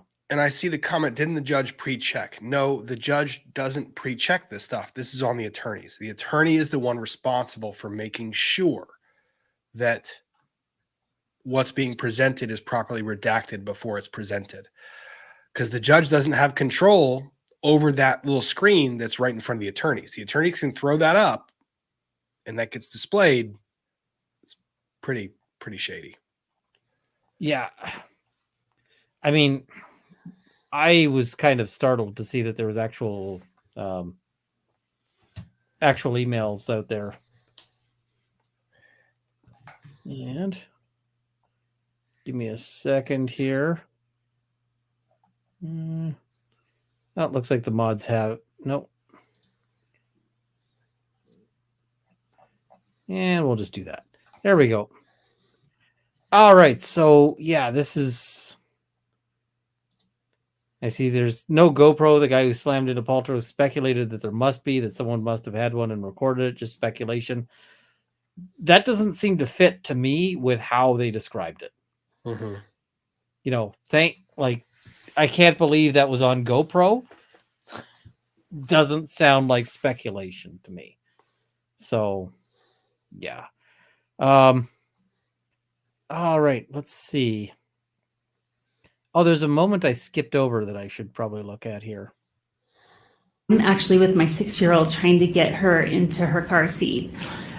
So she pushes the button and it does this funky thing, which is it backs off and refuses to close. Well, Tia's known that there's an easy fix for this. You just have to hit the button. And this is the most dramatic door account I we've could do ever it. heard. I didn't know exactly what was going on at the time. I could see through and I could hear a heated argument and anger and frustration. And my little daughter is like trying to explain to Grandpa Terry, no, my mom Daughter can or fix sister? this. Which one? And my dad's like, I know what to do. I can get it done myself. I'm the adult here. You're just a little kid. You don't know anything. And he was really laying it down hard on her. I was, anyway, what happened is with all this commotion going on, I figure out what the problem is. And I look over at my dad as he is with all of his might, like a football player trying to push one of those heavy padded things, pushing that door closed. And it is like barely moving. He finally gets it to about 2 inches closed. And I was like, oh, and I switched it to manual. So he was able to close it. And he's like, see, I told you I could do it. And he was just belittling my little sister, my Tia, my oldest daughter. Yep. And just going, Yep. I know what to do. I'm the adult here. And just being so awful to her.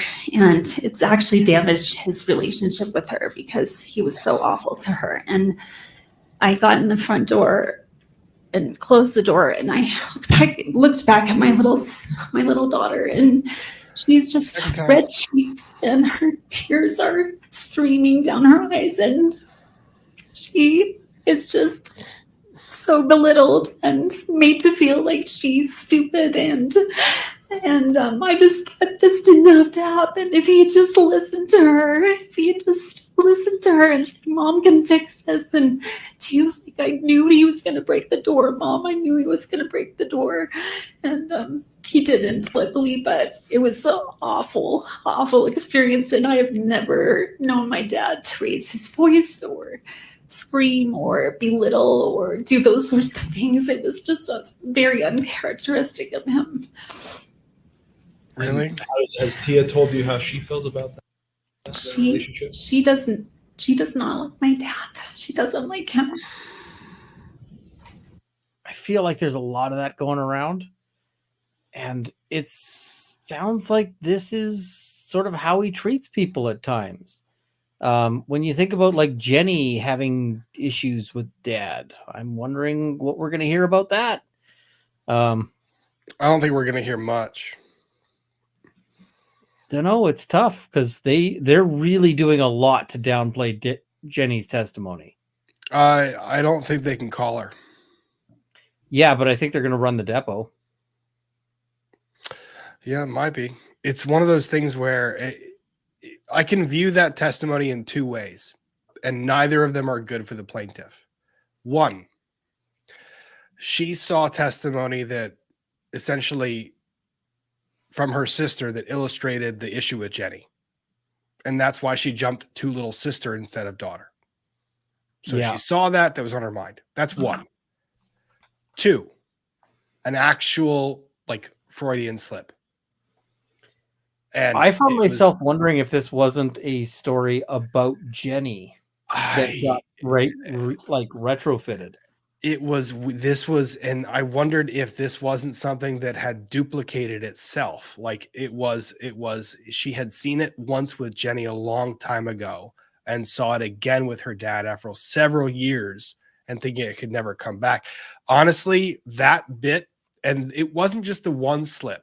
And the one slip, and here's how you know it was a slip that she realized. Here's the problem. She realized the slip and she doesn't go back to daughter. She goes back to my little Tia. She names her. She says her name, not daughter, Tia, which is like, oh shit, I have to like that was, there's no way the jury, at least some of the jury didn't pick up on that. Yeah, I don't know. It's tough. And there were some other weird moments. And I feel like, there's somebody saying we're spending too much time on her. I actually thought she was the most important witness today. Not in the best way for plaintiff. Oh, she was the best defense witness. She was by far. Actually, now that I remember, we were talking about family. Just to bring us all back, kind of what we were talking about. Have you ever observed, and I'm not going to ask you for any sort of medical opinion or any expert opinion. I just want you to tell us what you have personally observed in your family and the family dynamics between your father and Jenny. What are those? I think they have a hard time communicating with one another. I think because of my dad's traumatic brain injury, and I'm speaking of after the accident, before they also. Just objections, causative connections to the accident, which are medical opinions. So if we could say factual.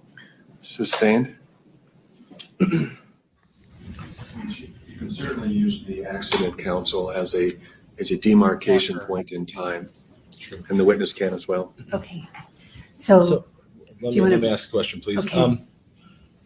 So after the accident, what have you observed about your father and Jenny's relationship? Again, not any sort of expert opinion but just from a sister's perspective, what have you witnessed? I have seen that my dad and my sister do not get along. They have a hard time communicating to one another. She thinks very differently than you or I may think. And she really comes from the heart.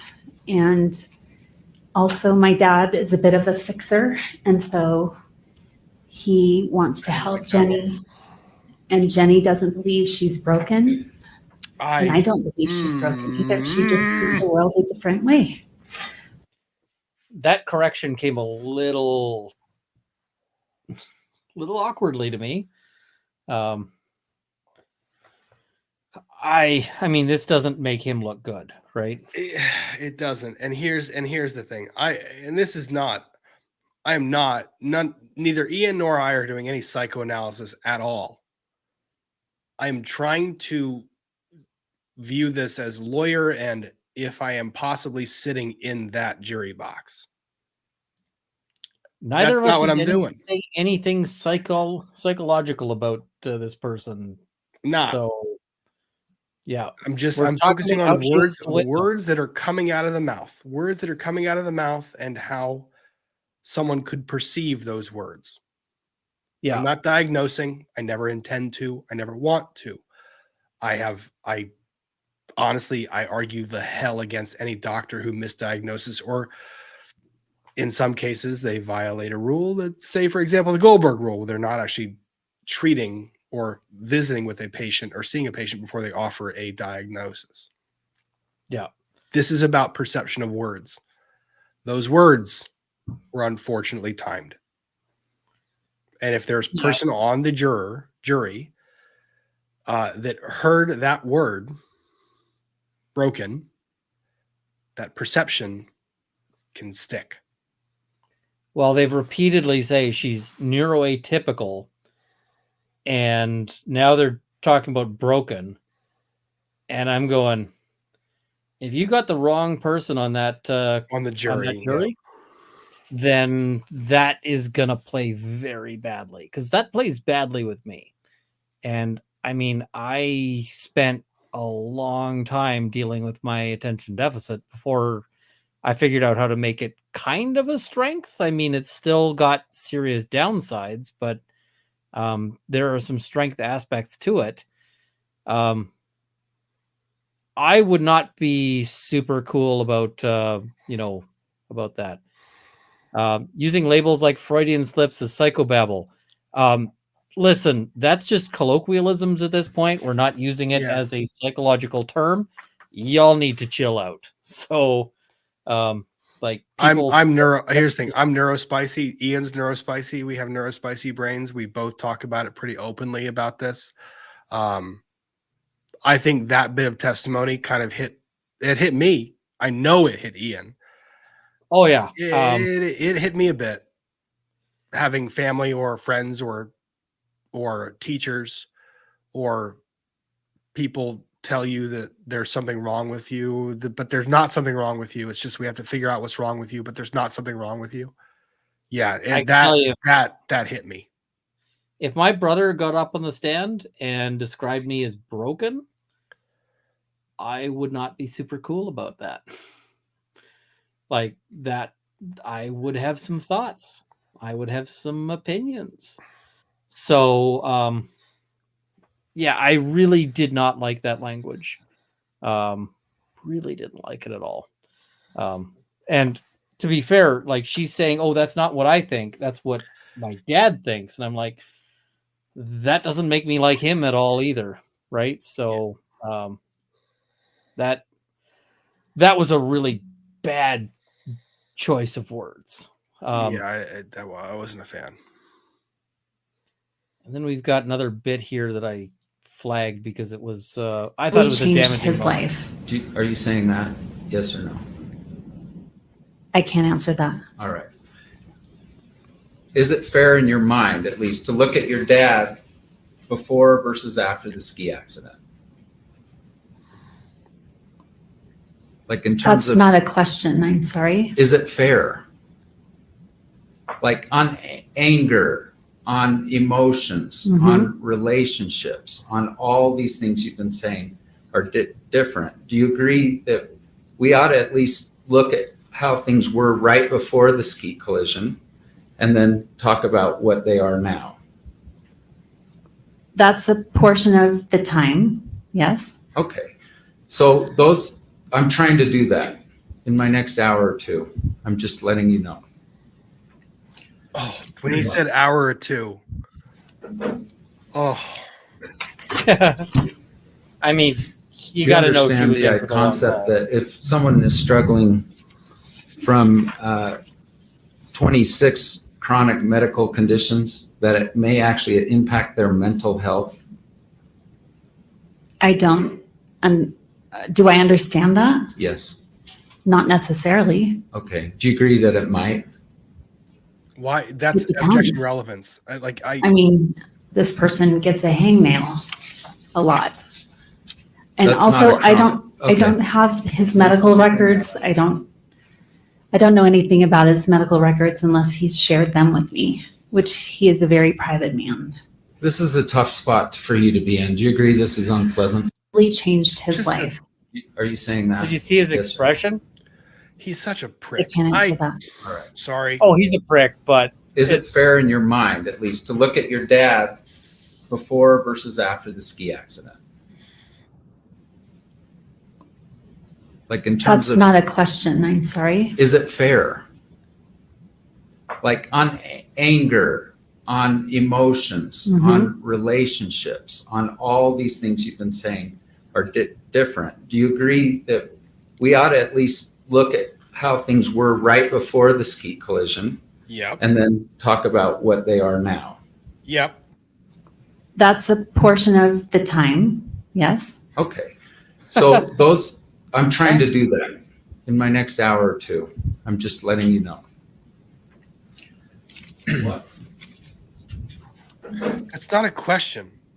I like the person behind him who's always smirking. Do you the understand blonde the woman. concept that if someone is She's like a struggling whole vibe. from 26 chronic medical conditions, that it may actually impact their mental health? I don't. Do I understand that? Yes. Not necessarily. Okay. Do you agree that it might? It depends. I mean, this person gets a hangnail a lot. And That's also, not a I don't have his medical records. I don't know anything about his medical records. This face is a whole vibe right now. he's also, I mean, he's ask a better question, my guy. Like, really, ask a better question. I mean, he's trying to get where he's trying to get here, but at the But he's same just time, not getting there. his expression of like, could you cut the BS? That's part of it. Yeah. I'm feeling that. I feel it too, but I come back to him on that. Like, I feel it too. She's giving you shitty answers. You're asking your shitty questions. Yeah. Like the hangnail thing, chronic hangnails. Yeah, that might affect your fucking mental health. It's a dumb thing to say, and we hit 2 hours, by the way. It's a dumb thing to say, but chronic hangnails could mess with your brain. We hit 2 hours. I can see that.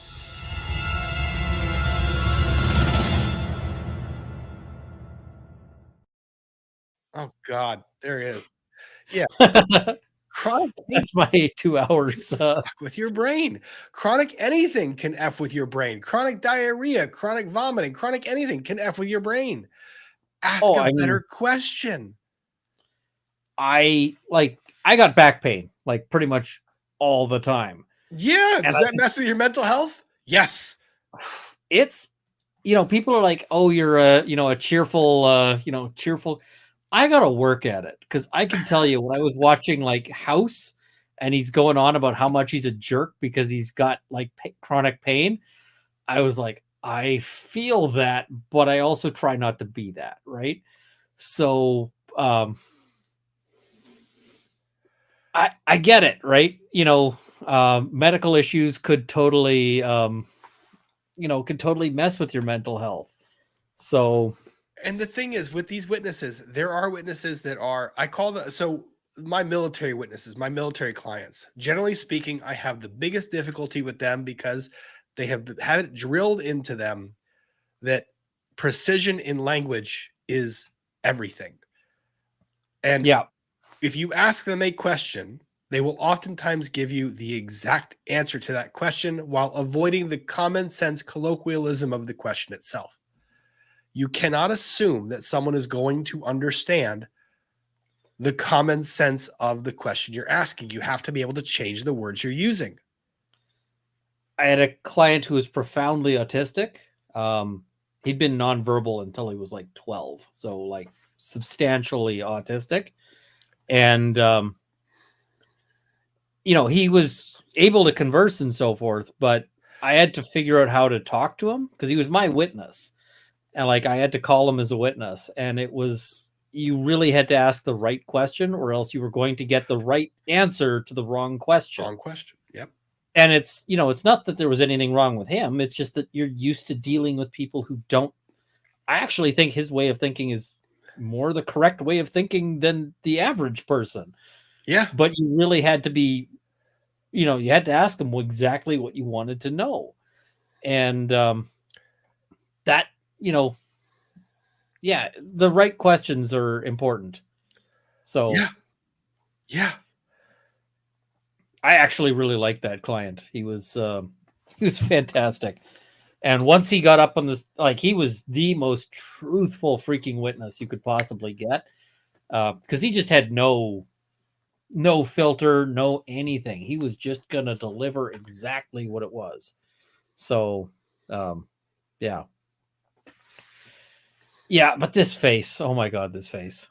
Oh, it says a lot. That's like a book cover right there. Like there's dramatic, there's drama in it. It's a good freeze frame, to be honest. Of all the freeze frames you've gotten of Attorney Owens, this is his best. I feel like this really sums up his personality. Well, and then the best thing is you have the image that's in the corner in the bottom. I wonder if I can set up an overlay with an animated image to have it like cycle through the different faces of Attorney Owens. I'm going to have to see if I can do that, because if I can, oh my God. Oh, someone just dropped something in the chat that was the side eye comment, like from one of the little reels or TikToks, where they're called side eye. Yeah. Records unless he's shared them with me, which he is a very private man. This is a tough spot for you to be in. Do you agree this is unpleasant for you? It's not the first place I would choose to be right now. I mean, Do you agree that this is unpleasant for you? Nobody likes being cross-examined. If you're cross-examining somebody and they like it, you're probably doing it wrong. There are some exceptions, but yeah. All right, let's jump ahead a bit. There are a number of super chats, but there are a bunch of things I want to look at here. Oh, wait. you love your dad. You want him to stand by him and support him. Is that fair? I do. Even still, when you heard that he was demanding $3 million, you were shocked by that number. Do you agree? Those are your words, not mine. They are your words in your deposition. Do you recall this?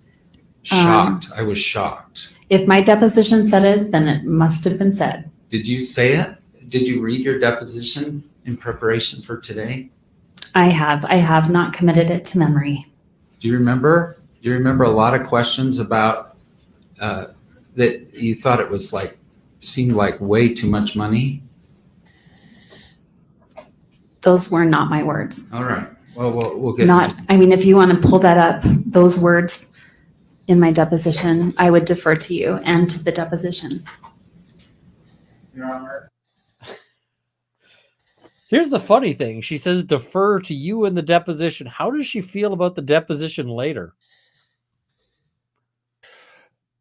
What's with the pause, Ian?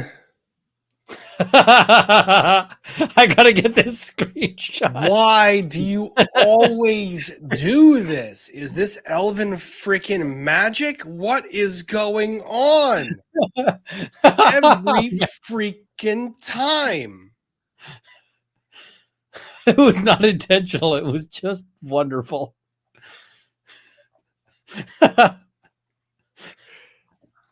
Just this poor woman. Why can't people keep their tongues in their mouths? I don't know, but now you have Owen sticking his tongue out at Shea, and Shea is sticking her tongue out back at him. And, you know, I honestly feel like this is probably the most accurate depiction of this cross-examination if they actually had the chance to sit in a room together without anyone else there. Just, they would stick tongues at each other and just say, F you. Kind of.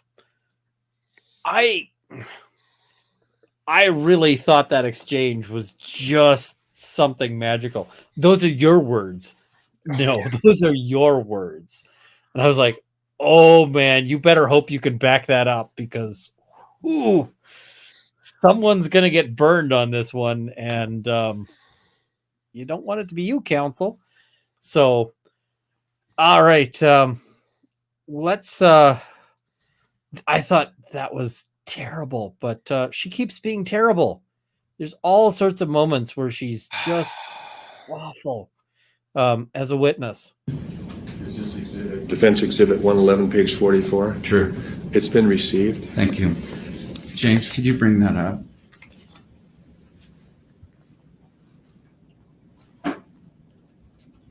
You understand I take no pleasure in finding these defects in Terry and your dad prior to the injury? What a prick. Sorry, could you repeat Do you that? understand I take no pleasure in finding defects in your dad's mental health prior to this injury? Okay. Okay, take a look at that document. James, could you? This is such a stupid thing for him to say. I thought it was so dumb. Every part of this question, this is so stupid. Missed the mark much? You know what? It's made it sound like he does actually take pleasure in finding defects. It really does. Like, that just made it sound like that is a thing. Like, I hadn't actually thought that you were getting off on this, but now I wonder. Like, and then he tries to make noise about this meme. And you know what I thought about this meme? Oh, you thought it was funny. I got a I thought it chuckle was out of funny. Like, I'd post got a something chuckle. like I mean, this. Yeah, I mean, Like, as an inside joke for a family, I see these jokes. it's funny. If My this is family, the worst, to those of you just listening, this is a meme that says my family's coat of arms ties in the back. Is and it that has normal? a picture of a straitjacket. It's funny. right? If you were dealing with a family file and this was the worst complaint that they had, how freaking happy would you be? If this was the worst, oh God, if I have a family case, oh my God, if this is the worst that I've got, you gotta be kidding me. Like, no. Like, if I sent this to my wife, she would think it's hilarious. Probably. Well, Like, she'd probably say, just, I mean, some of us do, and point back at you and Yeah. Laura. She'd probably, yeah, you and Zora, maybe not so much her and Potter. Potter is a stately gentleman who is only deserving of respect. No shade to Potter. I thought this one was so bad. So, yeah, and then it gets sketchy. Bring that up. And maybe just do the first top half, James. Your dad recognized this, that he posted this as. He did. And This is the first time I've seen it all right. that I can remember. And that's a straight jacket. And does that sound like your dad's sense of humor? Poking fun at himself, I suppose. And mental health, like that he's in a straight jacket. Does that sound like your dad's humor? Reach. Stretch. My dad has different kinds of humor. All right. Let's I go to the. don't. I don't know that it really does fit him. Owens' back has got to be feeling just great after that stretch. Well, and the funny thing is, it's we don't know what we have no clue about Jenny. Period. I'm looking at this from a outside, trying to persuade a jury without any knowledge of Jenny. This is just, it's a meme. I don't get it. People would post this with no mental health issues at all. Like, this is super a stretch. And like, I'm going to give this to my brother for his kids that are all like their nieces and nephews that are just like, they run into things all the damn time. Like, I would love to have little child-sized straight jackets I can put them in so that they don't tackle each other and or me. I was just like, where are you going with this? But then she starts doing something else in a moment here. And then he did a little note to the daughters here. Mm-hmm. Terry Sanderson, I'm sorry to break it to you in such an impersonal way, darling daughters. Do you believe you received that? I don't recall ever seeing this post. I was a busy mom of a 4 and an 8-year-old, and I did not really check into Facebook a whole lot. All right, we can take it down. So,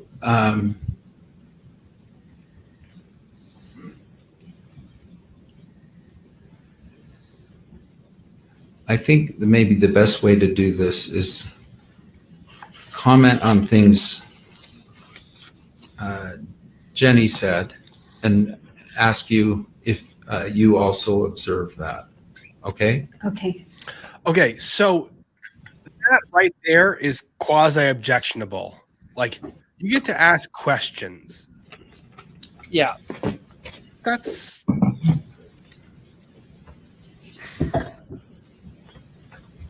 He seeks attention. This are all before the accident. Do you agree that your dad was a seeker of attention before this accident? He liked attention. Yes. Just answer yes. Or no, whichever. Pick one. My dad Yes or no, likes please. affection. So if chosen between having a hug and not having a hug, Sorry. Okay, that's fair. That's mishearing. I didn't. And That was not mishearing. Really? Because she goes to affection, not attention.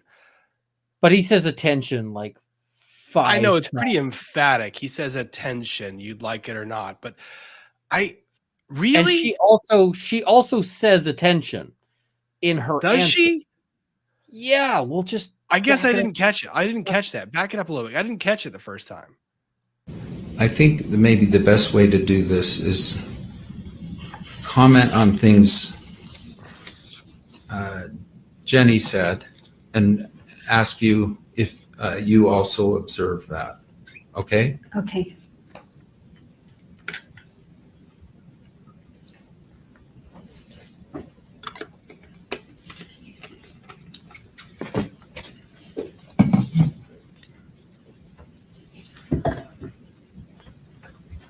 He seeks attention. This are all before the accident. Do you agree that your dad was a seeker of attention before this accident? He liked attention.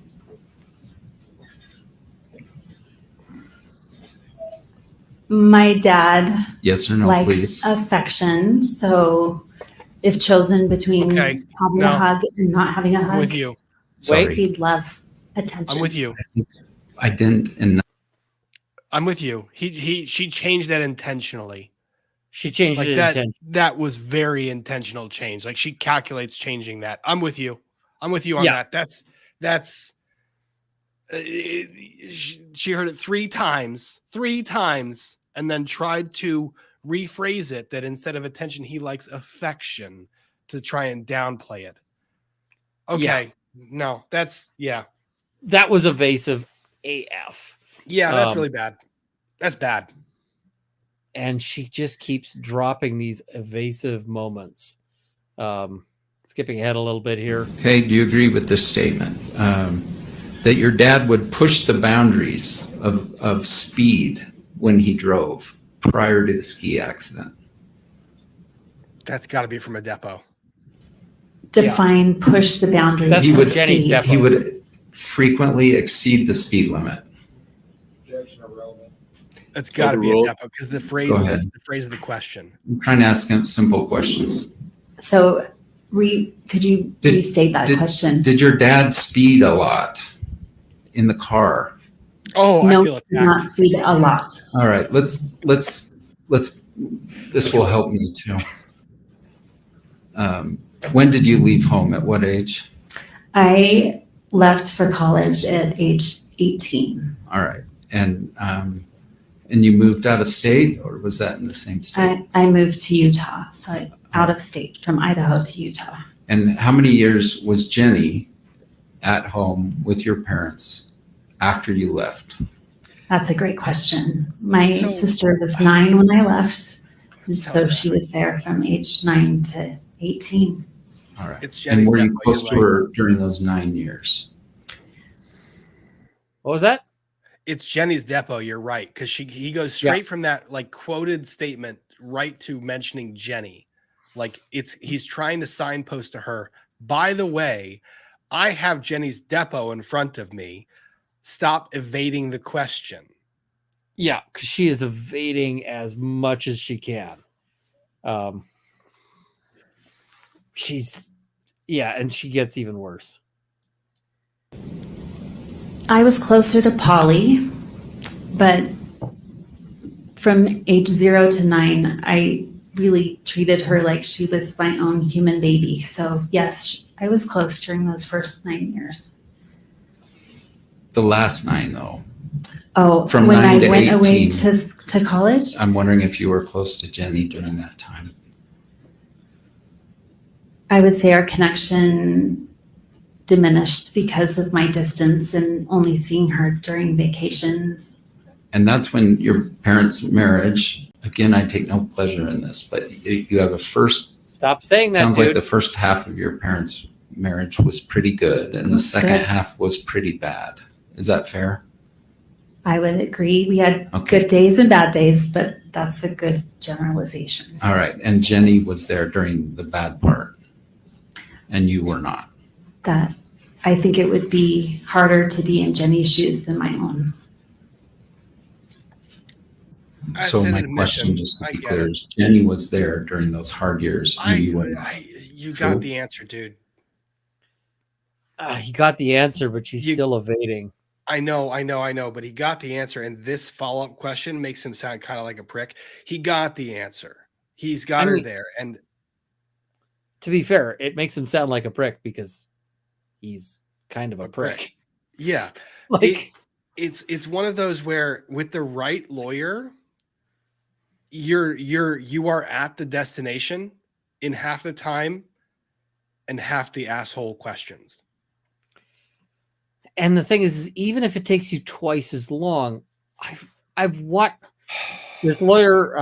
I watched the one lawyer. He was really good at what he was doing, and he was meandering, but he would get a witness reminiscing, And so it was like a trip down memory lane between him and those witnesses.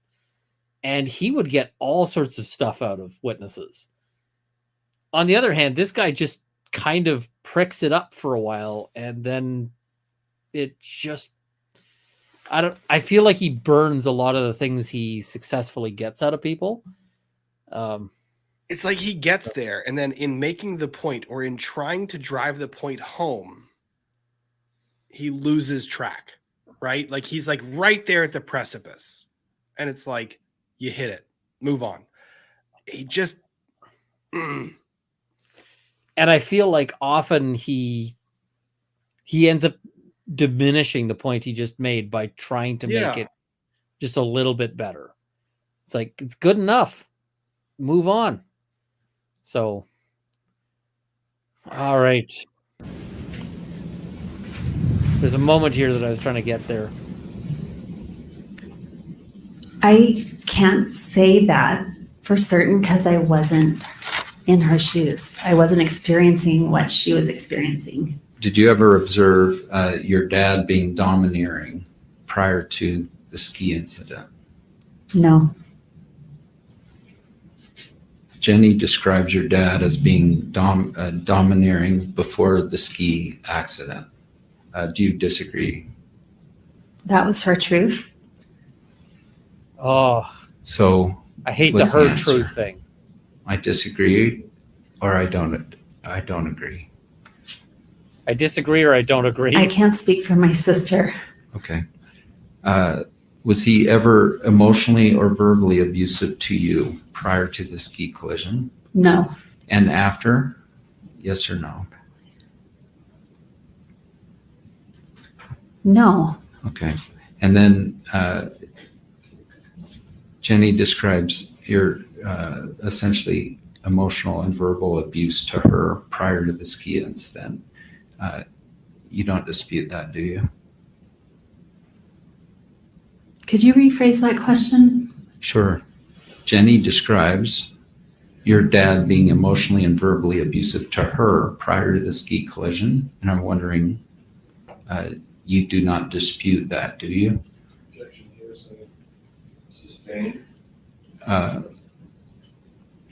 If you have information that would tell me that's false, I want to hear it. I guess I'm not following your question. I'm really sorry. If I'm going to say a statement and you tell me, no, I know that's true. You're not going to get there, Owens. I'm sorry. You're not going to fucking get there. Oh. Yeah, but he's hunting it down, and she's staff evading. is telling me Jenny never used the word punch. She used assaulted. So I'm going to put that on the record. Thank you for the clarification. Fuck these civil attorneys. Fuck. I mean, I just fuck them all. The other thing is, I've seen some people saying like it's bad that he's making these clarifications on the record. He's got an ethical responsibility to correct the record if he's misspoken. So he does have an ethical responsibility to check that. Yep, he absolutely does. So. Here's my problem with this, and it comes from the family law side of the equation. That's what it is. Reading through the bullshit that she's spitting out of her mouth and the fact that he can't get a fucking question out of his mouth that's accurately phrased with proper question. Here's where Shea is. Shea has a shitty relationship with her sister, Jenny. They don't get along. She would like that not to be the case. The comment about her truth is complete bullshit. Shea disagrees with her sister's interpretation of how they were raised, whether that's because Shea was the daddy's princess, whatever you want to do there. Shea's the oldest. She's the one that had the closer relationship with her parents and idealized them. Shea feels like she is between her father, who she has this up on a pedestal, and her sister, with whom she has a bad relationship. And her sister, she would like that not to be the case. She fucking hates where she is. She doesn't want to alienate either one of them. But the questions being asked, and some of them are proper, some of them are not, are forcing her to alienate one or the other. That's Yep. partly because depositions were taken of Jenny, and Jenny has put her shit on the record. Depositions were taken of her dad, and her dad has put his shit on the record. And now Shea is in the middle and trying to navigate this. So while everyone is shitting on Shea for the things that she is saying, and while I agree that a lot of what she's saying is evasive as hell, there's very good reason in a lot of families why people become evasive, because they don't give a shit about the lawsuit or Gwyneth Paltrow or money coming out of it. They care more about the dynamic they have with their fucking sister that they haven't talked to in years and their dad that they might lose in the next few years. So that's the dynamic you're seeing play out when this type of testimony happens. And that's why I get pissed off when I see questions like this. I mean, this whole story is a tragedy. That's what we're seeing, right? And like, it's a broken family. There's all sorts of serious issues here. It's sad. Like, that's fundamentally what we're looking at. This is sad, to put none too fine a point on it. But it's tough, right? Because you're watching this and you're going, you can see the breakdown in this family relationship. Yep. And where I get mad and where you get mad is these little looks that he's giving right there, where he's like, I don't take any enjoyment in this. And I'm looking at him going, are you fucking kidding me? You've been sitting with these depositions. You know exactly what you want to get out of this. You know exactly what you're doing. And I'm fucking done with it. I'm done with you sitting there saying, I don't take any enjoyment out of this when you've been planning this for months. And the thing is that's his job, right? But you just freaking do the job sometimes, right? Sometimes the job sucks and sometimes you gotta be a dick, but you just go and do it, right? You don't sit there smirking about it the whole time. And that's what I feel he's doing. Right, is that he's sitting there and smirking about it in ways that I don't like. I don't like him fundamentally. Like, somebody was like, hey, if you could get a message to him, would you help him correct his thing? And I'm like, I don't want to talk to him. Nope. I have zero desire to ever run into this person. So, yeah, I really, really dislike this guy. They're lying. They are. They're lying. They're giving skewed perceptions of reality. They are, because families are more complicated than money. Yeah, and I feel like ultimately this guy is like, straight up. I feel like she's defending her dad and trying to support his lawsuit. But I mean, I don't like that, but it is what it is, right? And it's not super unexpected when you're talking about family members. It just is kind of how they be. This isn't catching a liar. This is different. This isn't catching a liar. This is putting someone in a position where there is no good or right answer. There were places where they caught. There were. This isn't. Oh yeah. This isn't it. This is where he knows that there's a rock and a hard place, and he has her in between those two positions. And he's like, I'm going to ask you the question that you cannot answer without alienating one or the other. Yeah. I don't like this guy, but I mean, this is a fair point as well. Her dad put her in this position. Yes, he did. Yep, he fucking did. And it's really, really gross. And my perspective of him changed a hell of a lot today. And, her dad, I'm sure that had he I'm sure that, like, if 3 weeks ago he'd said to Gwyneth Paltrow, I would like to back out of this. Can we just back out with nobody paying anything? I think she probably would have said yes. That's my feeling on that. You drop the suit, I will drop my countersuit. We'll both walk away with nothing. That's kind of how I feel about this. That's my guess. I can't say for certain because, Paltrow decides what Paltrow does. But he knew that all this shit was going to come out. Everything from like the diagnosis with Jenny, which his lawyers dropped in open court. And it may not be a diagnosis, it may just be an allegation to his erectile dysfunction. He was willing to put all of that crap out there because he is really keen to win this. And I don't know if it's the money or an obsession or whatever it is, but he wanted this to just, yeah. And with families, I want to say something I said before. With families, every single person in the chat with families, people in glass houses should not throw stones. And I am telling every single one of you, every person with a family and a family dynamic is standing in a glass house. Every one of you. All of you. Fair. We all have our baggage. Every fucking one of us. Yep. But I mean, they got some serious Is that skeletons. the Oh, they email? got baggage. 8 o'clock or so at night. His did, and yours maybe 9:30. But Okay. I think we're on the same page. So Okay. when he called you about 6 hours after the collision, your understanding was he's all right. Is that fair? What I was trying to get across. Can you say yes or no and then explain?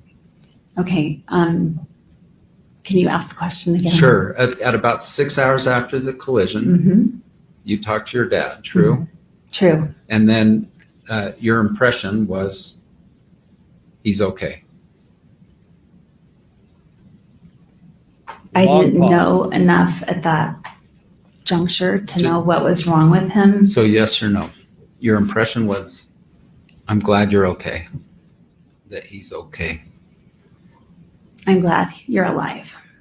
No, it doesn't say that though. It doesn't say I'm glad you're alive. All right, I'm going to That's try a little one. morbid I'm, to say, I'm glad you didn't die, Dad. I'm going to try one I was more trying time. to lift his spirits. Okay, we're not allowed to argue, and I don't want to argue. Okay. So let me just ask a question. Yeah, that was evasive. I as assume hell. at 6 p.m., 6 hours or so after the collision, one of your first questions is, are you okay? And he said, yes. Do you agree? No, he did not say, yes, I'm okay. All right. I'm sure you asked that question, right? Are you okay? In the email, I did. No. Now I'm talking about the call at 6 p.m. I do not recall what I said 7 years ago. Right, but isn't this like He I has was some in a really ski good memories collision? in 7 years. Isn't the very, very first question like, are you okay? Oh my gosh, what happened? Right? Are you with The me? traumatization. One of your very first questions is, are you all right? Isn't that true? I may have asked him that question. And he said, I really got my bell rung. I can't think straight and it hurts when I breathe. I get a stabbing sensation in my ribs. I don't want to be. How rehearsed is that? Pretty bad. Because she said that same line like 3 or 4 times. It was pretty bad. And I see comments. She's lying under oath. Ian, how many witnesses lie under oath? 90%. Realistically, 90%. 90 or Unless the 95. cops, in which case it's like 95. 95 to 100. They all do. I mean, the thing is when people aren't lying, they get things wrong. But yeah, I've had very few clients who were who didn't tell any fibs, and it's very few and far between. Yeah, every one of them. One of them was terrible because he got up and told the truth after having told me he didn't do it. And the truth was, I did it.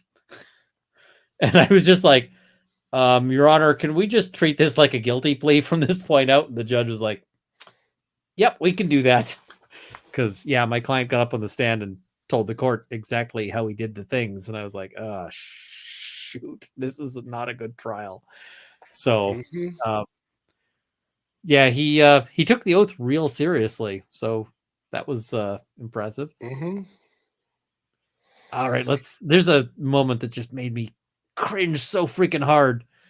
Really? We haven't gotten there yet? Lawyers, but I think earlier you said I rung my bell. Is that what he said? Not I rung my bell. I really had my bell rung or something to that effect. Okay. I really had my bell rung. We'll go with that in just a minute. Now, do you want to, should we pull up your deposition where you say, I'm shocked. I was shocked to hear that he's asking for $3 million because I thought it seemed like a lot of money. Should we pull that up, or are you going to concede that statement? If it's in the deposition and I said it, then I trust you. Well, that's nice of you. Thank you. I accept your trust. But I can't testify. Mm-hmm. So if you dispute it, we're going to pull it up. And Okay. if you don't dispute it, we'll move on. Let's move on. That wasn't because bad. I That was trust one of his that better what you ones. have in the deposition. That, is what I that was said. actually kind of personable All right. and human. That was good. Separate No, from I the like ski that. collision, everything. Did you ever think to yourself, all right, Dad's going to get older, This is not the And moment then that I was he's gonna cringing need- about. more help? So throw out the whole ski collision. Mhm. That as Dad gets older, he's going to need more help. So overruled. Go Did ahead. I ever think about it? Yeah. My dad, prior to the accident, is very young and agile and active. And I just never thought about I didn't think that far in the future Oh. to know about. I guess it's inevitable that we all get old. I have a 102-year-old grandmother that just went to the rest home. But at that point in time, I had never thought about my dad's, what will happen in the future for my dad. I just thought he would live forever. For instance, well, that's not a healthy thought, though, is it? You're right. It could be disappointing in the My- end. It's always going to be disappointing if you think my dad's never going to die.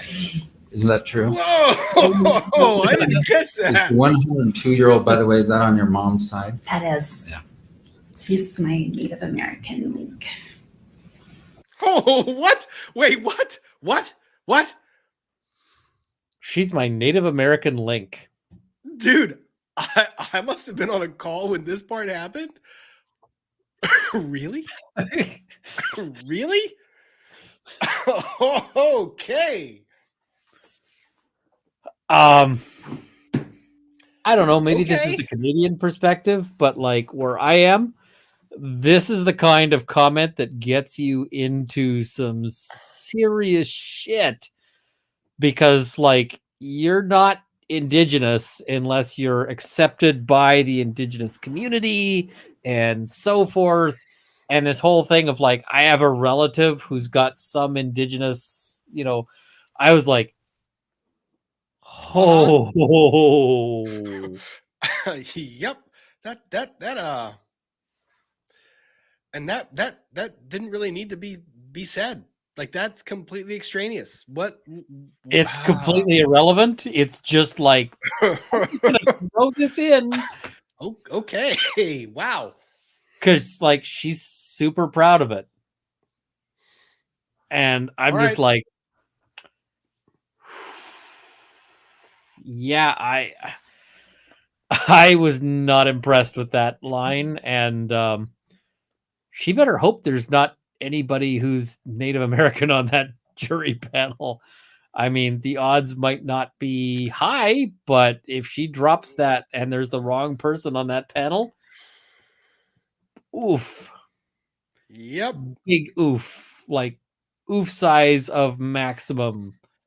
So yeah, I'm just trying to find the timestamp for this next bit of craziness, like absolutely nuts. The point of an affair. Overruled. Go ahead. She doesn't like that. Yes I or, tell yes you or no? that? Did you tell me your dad had an affair and he was respected in the community until that point, and then he was not? I did tell you that. Back up like 10 seconds. Just do 2 backspaces. Does backspace go back? Yep. It's not going back for me. Like the arrow, back arrow. Oh, Do that. 5 Well, seconds. is what it does. Your There you go. dad had an affair and he was respected in the community until that point, and then he was not. I did tell you that.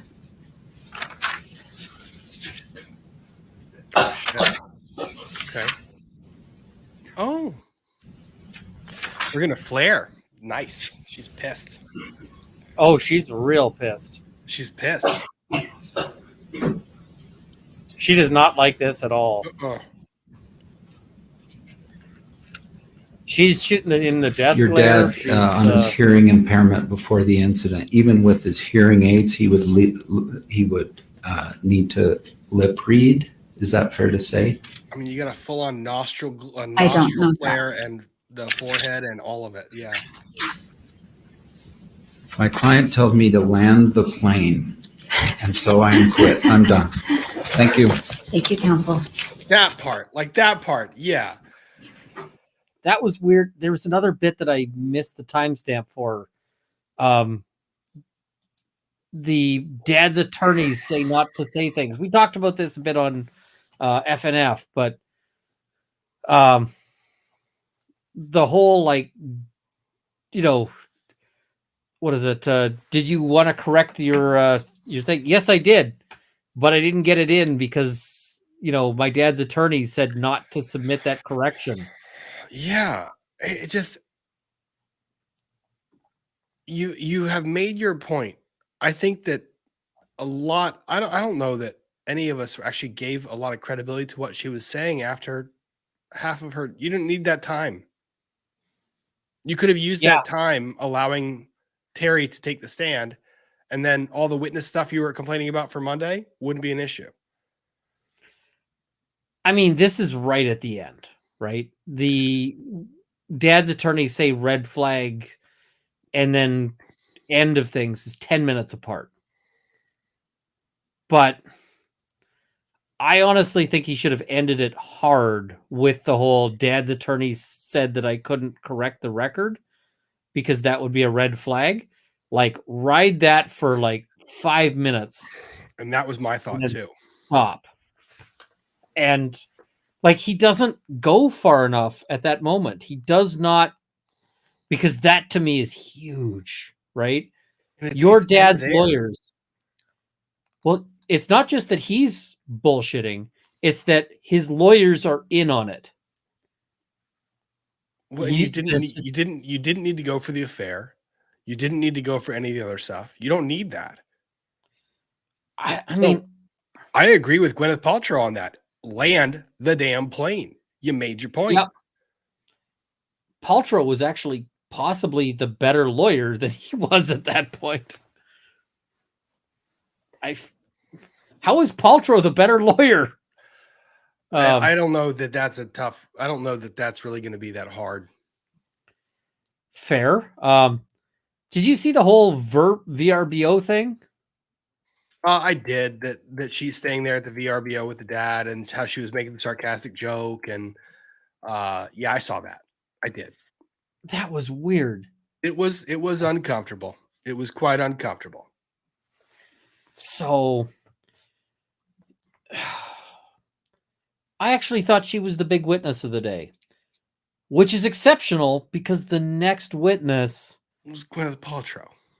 Should have been the big event of the day because it's, yeah. Oh, Gwyneth Paltrow? Thank you. This should be the big witness. Plaintiff scored 0 points. What's that? I don't think the plaintiff scored any points here. I actually thought they did much worse than I expected. Because Gwyneth Paltrow seems to me normally to be like low-hanging fruit, right?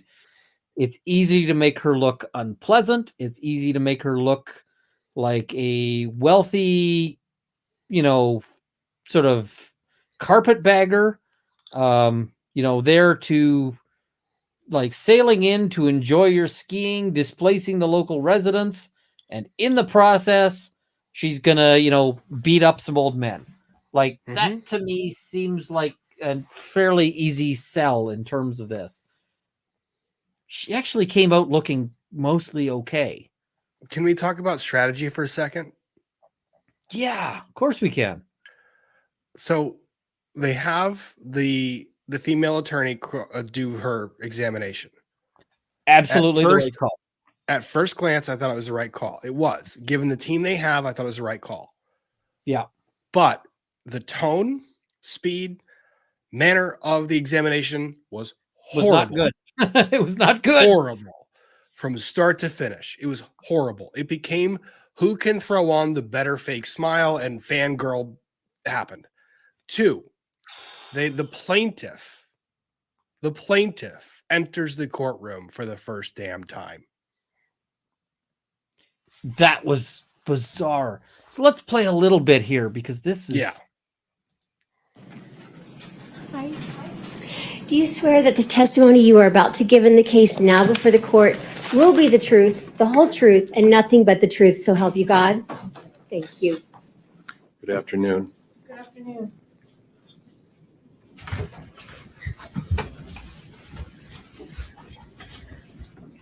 Put that there. Seems like evening, doesn't it?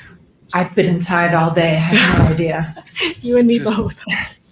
Could you state your name and spell it for the record, please? Yes, my legal name is Gwyneth Kate Paltrow Falchuk. That's GWYNETH. I did not realize that until this trial. PALTROW FALCHUK. Great, Wait, thank I you. just May want to go back a Gwyneth little Paltrow? moment here. Thank you. All right, that's too many moments. Sounds fine. Oh, All right, wonderful. This- Let's just talk this- about skiing. Whoops. My underscore. Pamela, great observation. Listen PALTWI. to them try to match. They try to compete with each other. It's really kind of funny. Put that there. Seems like evening, doesn't it? I've been inside all day. I have no idea. You and me both. Could you state your name and spell it for the record, please? Yes, my legal name is Gwyneth Kate Paltrow Falchuk. That's GWYNETH KATE Come on. Closed captioning. Does that say Cater Tot? Cater Tot 1978? Is that a screen name? Is that someone? Is Cater Tot 1978 in the chat right now?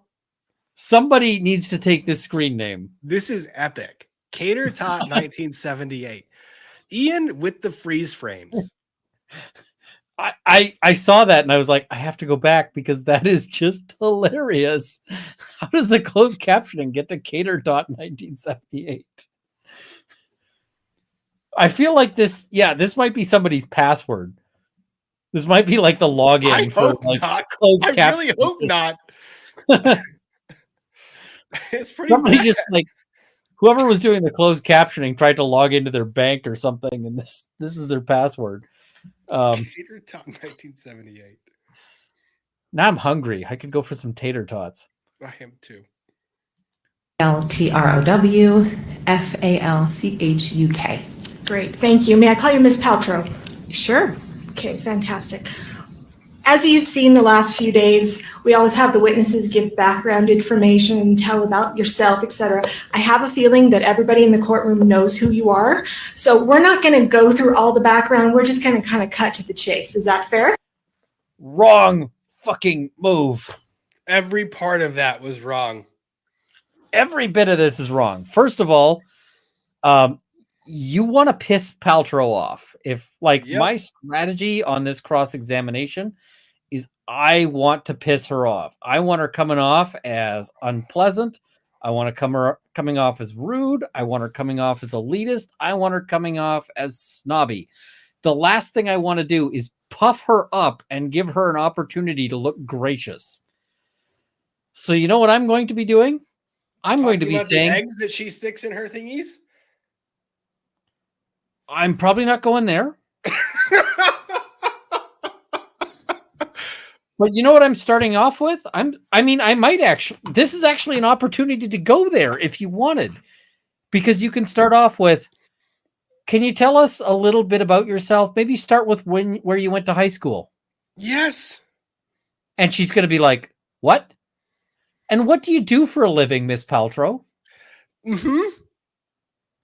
And you just make it like she just walked in off the freaking street with like a hobo bindle, and you don't have any clue who this person is, and you're just like, okay, tell us who you are, because what you really want is for her to be dropping the, do you know who I am? Mm-hmm. Because that's gonna, like, I would love to have her be like, hey, you know, let's not like, you know, if what you're looking for there, the ideal is if she drops something like, you know, you obviously already know who I am. Yeah. And then it's Yeah. Miss Paltrow, answer the question, please. And We're I in was the courtroom. I was only kind of teasing about that first question because that's kind of the ideal answer you want out of her. You want her talking about that weird, uncomfortable stuff. And she's talking about like a normal person. I'm an actress. Oh, when was the last Yeah. time you were in a movie? Oh, that was like 4 years ago? Oh, what have you been doing since then? Oh, you sell vibrators. Cool. Yeah, that part. Like, I mean, she's in Utah. Make her say it. If you say it out loud. Like, make her say it. That's if you're in a city where it's going to be really uncomfortable to say. I mean, this is the same person who said, I might have said the F word. It's super, but the thing is I don't care what she says at this point. I just care to see if she can hold her emotions. It's the Because composure part. if she can't hold her emotions in this part, then you have set things off because you absolutely need the jury to be thinking that she is, you know, that she's this elitist person, that she is, you know, the kind of, because they try to sell this thing of like, you're too important to stay around to provide your own statement. Why aren't you setting the stage right now? Why are you fangirling this? Especially when, you know, if you want to like go with that of you're too important, you can't play into it now. Yeah, This I it's did not like. It's not throwing shade at what she sells. It's again talking about what Ian and I are talking about. You're playing to a jury. This is a jury of people that are there. Your job in that moment is to make her uncomfortable. You can't go in there making her, or you lull her to sleep, which is the opposite of what she does. You either lull her to sleep with boring, and then you go in more aggressively, which Ian and I both kind of prefer that tactic and cross. We've talked about that before. Lull them to sleep and then get more aggressive. Yeah, but this is the wrong witness for that. This is the wrong witness for start out gentle. This is the witness for start out mildly abrasive and uncomfortable. Yeah, you want to start them off getting upset. If I was this witness, I would want Paltrow to be disliking me, right? And like, you know, that's it. I just want. This is a good question. We're not there yet. This is background, and this is what Ian was commenting. Yep. This is the perfect opportunity. This is where you make them. You give the signpost, and you say, "This is not going to be comfortable," and you're doing background. You're allowed to do background. You have to introduce the person to the jury. You don't just get straight into the accident. You do background. They've done, where'd you go to high school? Where'd you go to college? What's your background? With everybody. You do that in an uncomfortable way. Yep. Sometimes you got to poke a witness and annoy them. It just is what it is. And I see, why are you calling her an elitist? She earned her money by being an award-winning actress. Come on, guys. Absolutely. But they absolutely also went with the line of, look how much you paid to skip the lineup. Look how much you have all these people dancing to your, the snap of your fingers. That's what you want her thinking. And nothing is wrong with vibrators. Someone absolutely needs to sell them, but you can wind her up by making her say it. And you can get her. What you really want is for her to be pissed off at the attorney at this stage. Yep. And statistically speaking, a certain percentage of people in that region are going to be uncomfortable with that conversation. And that's just math. And she also knows that, which makes her more uncomfortable. Yep. And at the end of the day, like, your job as the lawyer is to benefit your client. And so you might have nothing wrong with it, but if the jury does, you might want to go there. That's the unpleasant aspect of lawyering sometimes, right? Is that, yeah, they needed a Camille Vasquez. Absolutely. Camille would have come in spicy. She did with Amber Heard. She did a great job with that. Made her uncomfortable right away. And I see the, missed that. But she's an actress and can be practiced at hiding and inhibiting her true feelings and thoughts, impulses. Sure, make her work for it. And Goop was ruled out in motions in lemonade, but that says lemonade, which is hilarious. I'm guessing that's an autocorrect. No, it's not. I always call emotions lemonade. It's easier to remember. Fair enough. So, I mean, if Goop is out, then Goop is out. But you can ask her what she does for a living. Oh, yeah. She can bring it back in on accident. Yep. What do you do for a living? Oh, I run a site where I sell stuff. Cool. Back in. Judge, we need a sidebar. I just want to say that this is back in. I just asked a very simple background question that we've asked every single witness, and she told me she's back in. So, like, she put it back in. Cool. And there was an observation about some of the objections that are during this, and I'm saying this because I got to jump off in about 3 minutes because I need to get some rest. People were saying, why are they were leading her, and there was objections on leading. And I did listen to commentary by a few people today, and people have gotten this one wrong. There is a built-in exception in evidentiary rules that when you are calling an adverse opponent, when you are calling a party opponent in a civil case, you are automatically allowed to lead them. They are automatically presumed as being adverse. I think the judge got that wrong in about 2 of the objections, but you are automatically allowed to lead them. Yep. So, yeah, I agree. I didn't have any problem with them leading her. So, but I mean, she has some really, what do you call it? Really interesting moments in this thing. And one of them is like bizarre. Like, I've never seen this. So they start off with this whole sexual assault line of questioning. Yeah, it was uncomfortable. That was really, really weird. You don't mind, since, again, when we did this over Zoom, would you mind stepping down and us kind of acting this out a little bit so I could get a good feel? Let's see. Can we approach Her Honor? Sure. So awkward. Like, Owen saying, like, let's see, can we approach Your Honor? Like, that's a big hell to the no. You're not putting my client in the well and making her act this out. Yeah, it's super prejudicial for that. And I've had, I will object anytime they try to use my client as a prop. Like, hey, can we get you to hold the gun?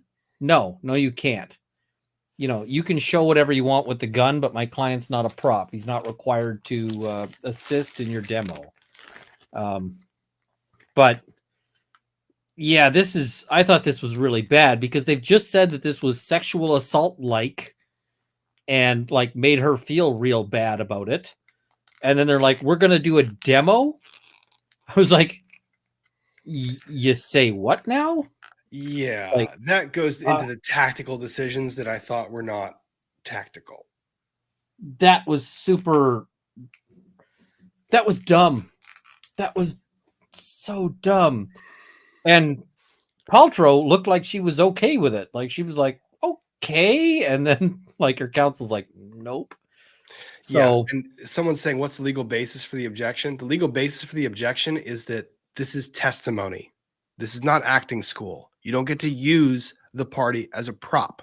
You can ask them questions. You can't make them dance for you. That's prejudicial. You can't dance monkey dance this thing. And also, just no, like, this is creepy. Like, this is just kind of creepy.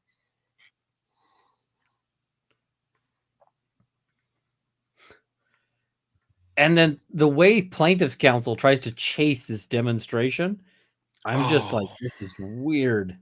My client will do it. Yeah. I thought that was super weird. So uncomfortable. I was not happy with any of this. It's The one part about that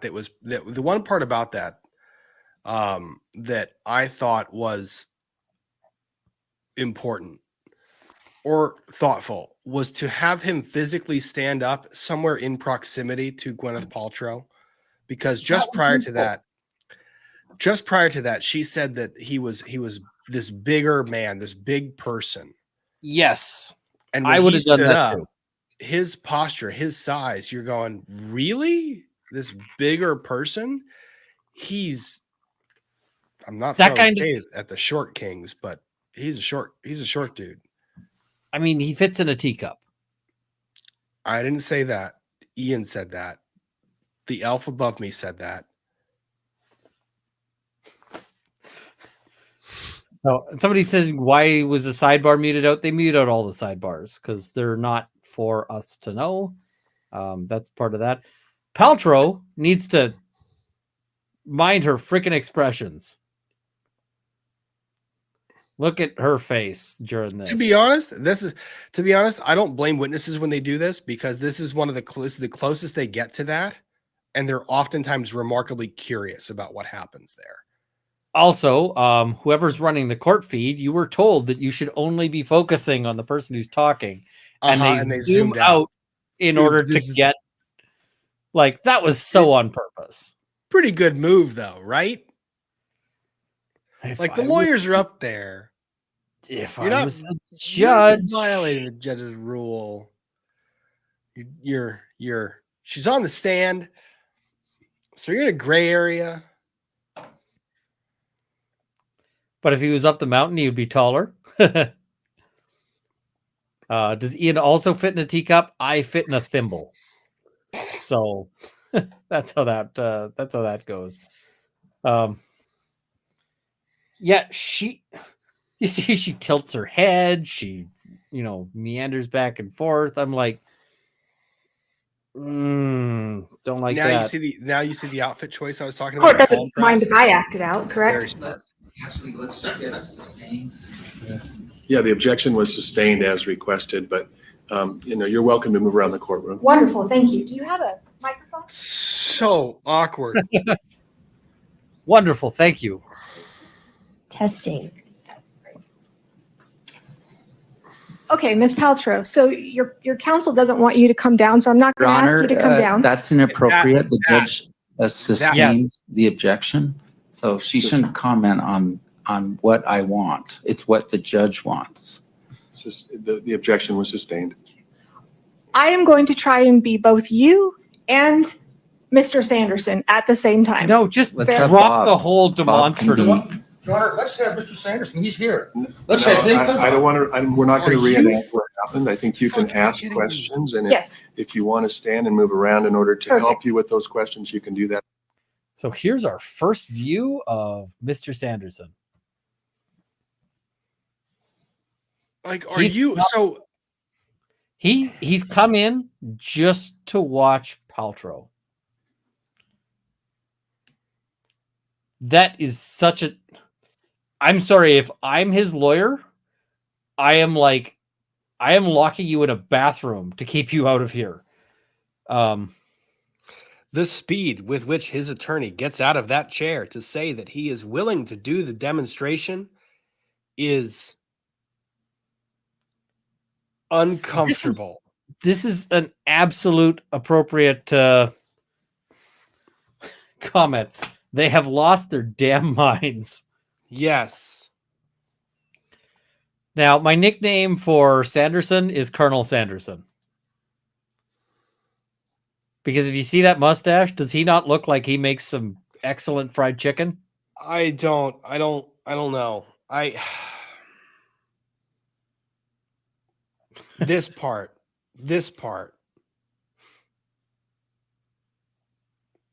The hell were they thinking? What the hell are you thinking? Koru says Sanderson has been there the whole time. What do you mean? He's been out of the courtroom every other day. Yep. This is the first day he's here. Yep. So The hell are you thinking?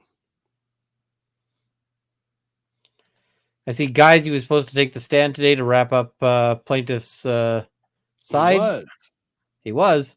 Was he? I didn't see him in the courtroom during what's her name's testimony, Shea's. The thing is with Shea's testimony, and he could have been there. He could have been there during Shea's, because I don't think the camera panned over all the way to get the desk. But I know for a fact he wasn't there yesterday. And I think that you do see him enter the courtroom at some point in time in the footage. I don't remember when though. And his seats move throughout this exchange. But yeah, this was very uncomfortable. Yeah, I didn't like it, and he makes some weird expressions at times. So I mean, it's fair game. You comment about Gwyneth Paltrow because the camera's on her. You can comment about him and the expressions he's making because the jury is seeing the same thing. There was a weird moment, and I didn't get the timestamp, but he sticks his tongue out. I didn't see that part, but it was It was weird so and much of that. off-putting. It was weird and off-putting, and he has it like, and I'm just like, dude, what the? But yeah. On this note, I'm gonna absent myself before you continue on because I am fading. Fair enough. We won't be going too much longer. I want to wrap sort of Paltrow, and then I got a bunch of super chats to cover. But there's some interesting stuff left. So thank you for joining me, and have a wonderful night. I'm sorry to abandon you, but I had a great time, and I'm really glad to see you're doing these recaps. They're freaking awesome, and I'm glad you're doing them. Oh, I've been having fun with them. I don't know what I'm going to do on Monday because I usually do a Monday thing. I may do like start at 6:30 and do like the first bit of Monday. Let's cover some stories and then do recap. That's aggressive, but I'll be here for it. Fair enough. I'll talk to you. Have a good weekend. Okay. Bye guys. Cheers. Thank you, chat. Love you. Bye. Also, I made a swoop and I totally haven't used the swoop, but I guess we'll swoop. How's that as a swoop? Does the chat, do you like the swoop? All right, so let's keep going on this little bit here. But that's as far as we're going to go. That's not a problem at all. All right. So since you're not down here, may I ask how tall you are? I'm just under 5'10". Okay. I am so jealous. I think I'm shrinking though. You and me both. I have to wear 4-inch heels just to make it to 5'5". Wow, So they're very nice. well, thank you. So, all right. So this exchange as is of right weird. now, I'm Gwyneth Paltrow. Okay. Okay. I'm skiing down. Can you tell me with my legs? I don't know. Again, I'm not much of a skier. Are you This snow is plowing? hurting Are me. you parallel? Kind of orient my legs first of all. Sorry. I can do this. I can do this. Not snow plowing, just Okay. skis. All right. It's hard for me to see where you're standing. May she come down just to see? You can. Is that walk to where okay? you can see better. Or you can walk further forward, Miss Van. Oh, sure. Great. No problem. All right. So The jury, you can go ahead and stand or move wherever you feel you need to see what's going on here. all right. So This is such a weird are my feet circumstance. oriented correctly?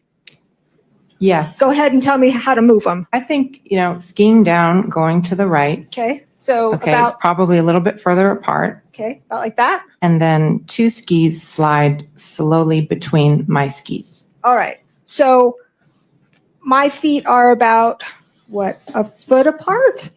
Would you say 18 inches? Probably. Okay. And you believe that 2 skis slid right between. That is correct. Okay. And so all of a sudden you see these 2 skis coming in between your legs. I would have freaked out too. And I did. Okay. So the skis are coming. How far did the skis?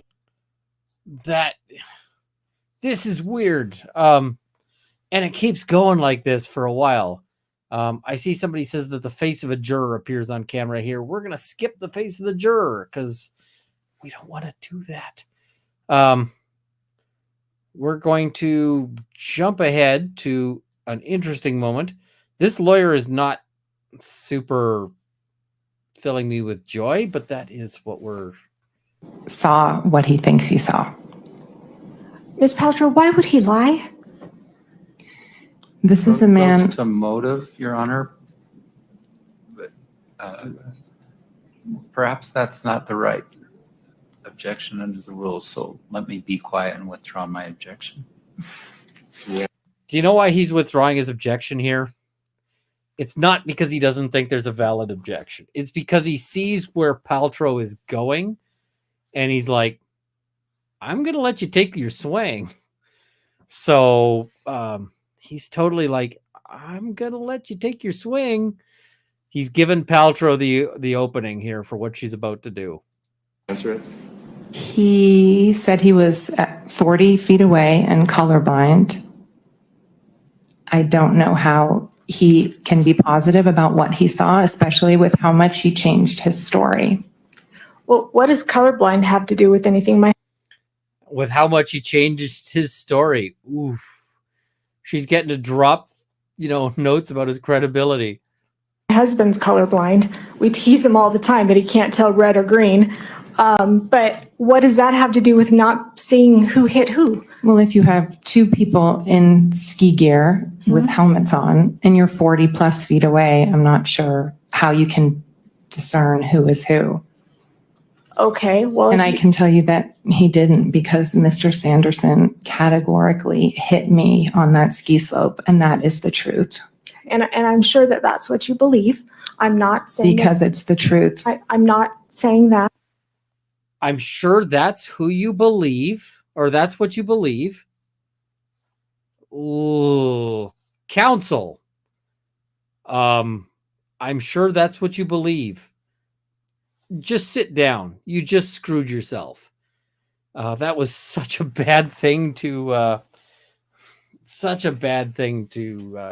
go with. Let's get a question.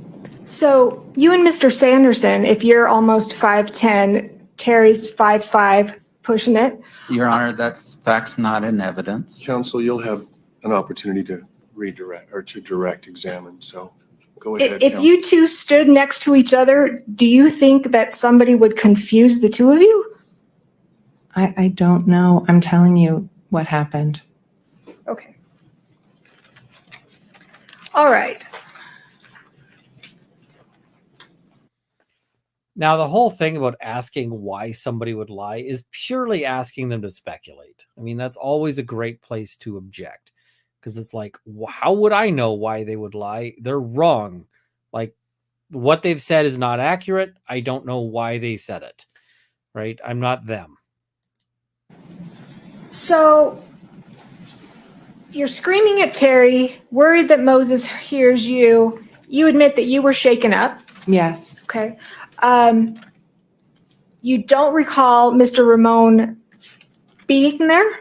I do not. Or asking you if you were okay? I do not. Did anybody ask you if you were okay? I remember Eric Christensen asking me if I was okay, and Brad, my now husband, asking me if I was okay. Okay. And when you talked to Brad, he was down further, right? Yes. Down with Moses. So none of that took place where my client was. He came over to me after the fall. Okay. And I just want to make sure you don't have any kind of medical training.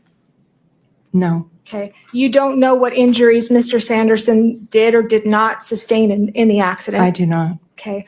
Are you aware now that you've sat here the last 3 days that he did sustain 4 broken ribs? Yes. Okay. Aware that he sustained a concussion? Yes. Okay. Are you aware that he had to be taken down on a toboggan? So we should be clear, like, does she know as a result of this testimony, or does she know personally? Would you clarify your question? Yeah, sure. How did you learn that he broke 4 ribs?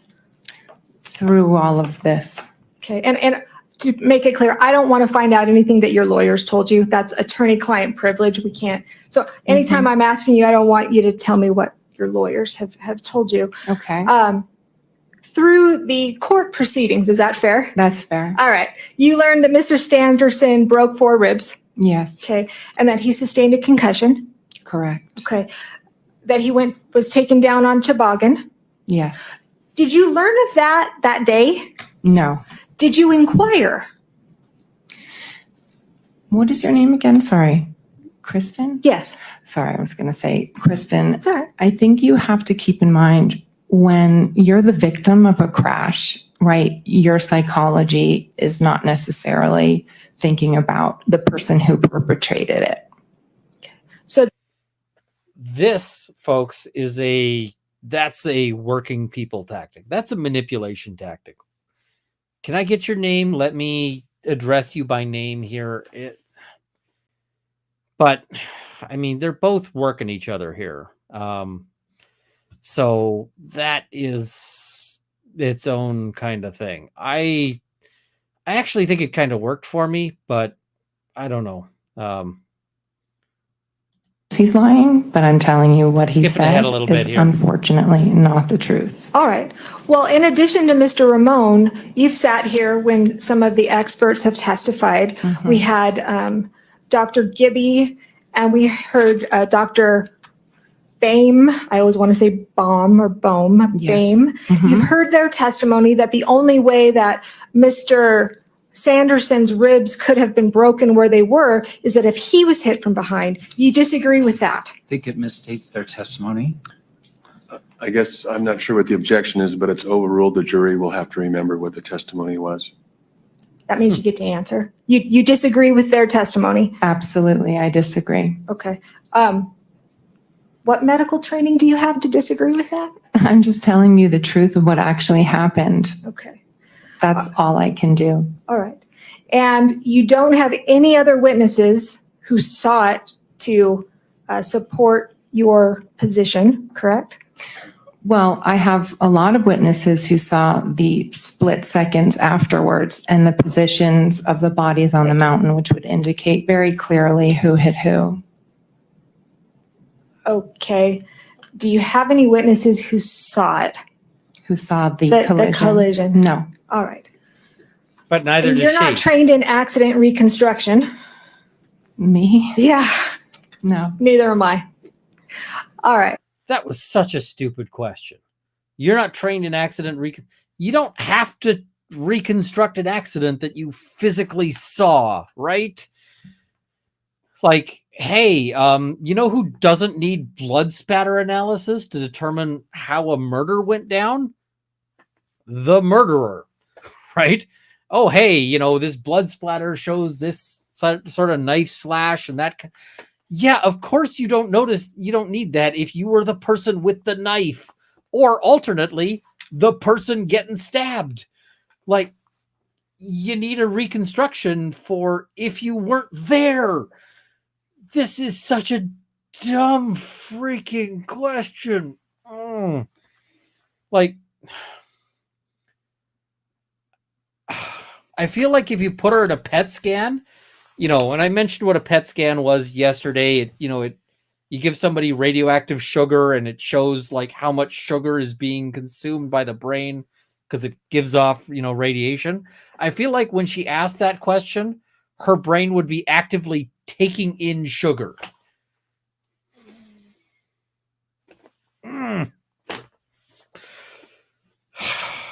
Son of a... All right, let's get to the next bit of spice because it gets exceptional, like really exceptional, like really, really exceptional, and I need this.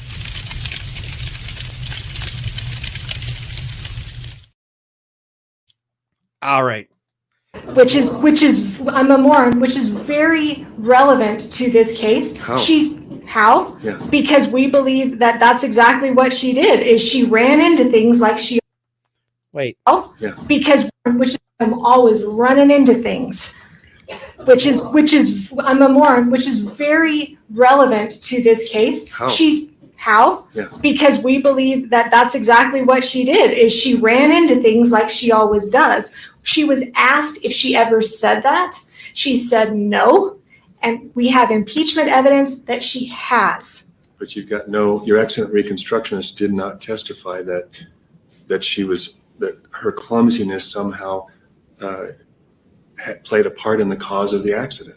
It's not just clumsiness. It says she's running into things and that she's accident prone. Absolutely. That's the heart of this. But like clumsy walking around isn't the same thing And as the clumsy. point is, she was asked a number of times in her deposition. Oh, here's where we go. That part I think I see as collateral impeachment. Mm-hmm. So I don't see that as, I don't see that as your avenue to get the evidence in. The closest, I guess, is your theory of the case, but you've got no expert and no one that testified that clumsiness somehow played a part in the accident. So it would just be argument based on kind of fringe impeachment. It's not clumsiness. It's being accident prone and always running into things. Okay.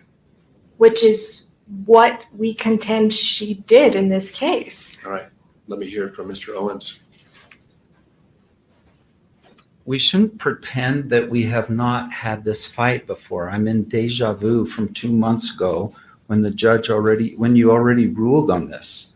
The judge, Your Honor, said the ruling will be revisited if defendant opens the door to these areas of evidence at trial. That's part of page 13.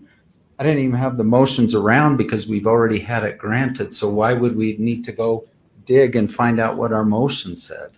So, Your Honor, Ramon didn't testify that she looked clumsy, for instance. Ms. Paltrow never says, did not say, I've never been clumsy. Anyway, you've ruled, and we're in deja vu here.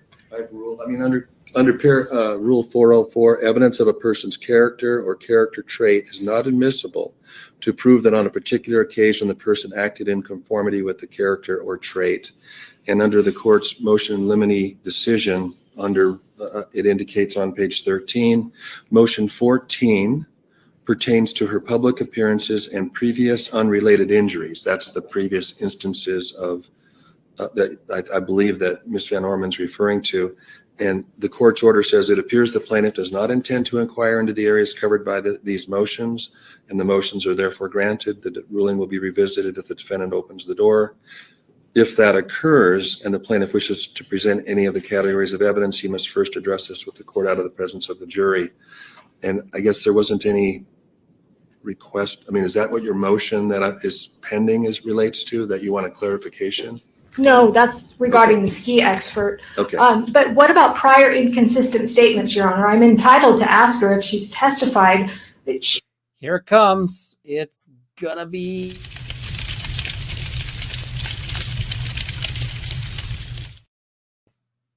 She's lied under oath a number of times, and I want to be able Your Honor, to show the jury that... slanderous, and I want it withdrawn this moment. Well, she has testified inconsistent. Just a moment. I'm not gonna sit Well, counsel, I'm talking, okay? Have a seat. Okay. The judge is like, counsel, I got this. This is inappropriate. But I got this. And let's back up a little bit here. Let's have a look at her expression. Well, counsel, I'm talking, okay? Did you catch her expression there? She knew she stepped over the line. She knew that she screwed up. That was a bad move. Have a seat. Okay, with the statement that you just made, do you want to rephrase that? Yes, absolutely. She has made prior inconsistent statements. During her deposition, Ms. Paltrow was asked a number of times, 3, 4, 5 times. That may be on this issue. That Yes. may be, but to me, without some witness tying it into the essential elements of this case, or the essential issues in this case, I see it as collateral impeachment. So, Even the fact that Mr. Ramon has testified that she skied into Mr. Sanderson, as in she is also walking into walls, etc. the ruling was, my understanding was that the plaintiff was not going to inquire into the areas covered by the motions, which included that the previous unrelated injuries or other instances of conduct. So I'm going to stand by my ruling. I haven't revisited it. I think it's a good ruling. And I'd like an apology, Your Honor. There was, and I am sorry, all I'm saying, there were inconsistent statements. I am not trying to slander Ms. Paltrow nor say that she's lying by any which way, form. We accept. Thank you. So that she said she has lied several times under oath, and she had to back away from that. She had to back away from that hard. Because that is that's a big deal, right? Now keep in mind, this is within a court setting, right? So this is within a court setting where there are some protections against slander and so forth. But the court does have remedies, because keep in mind that one of the things that's out there is the aspect of attorney costs. And so if they get attorney costs, if attorney costs are on the table, you better believe that comment will be brought up, that comment will come back. Now, I see people asking an important question that I was going to get to. And I tried to click it, and then the chat moved. What is collateral impeachment?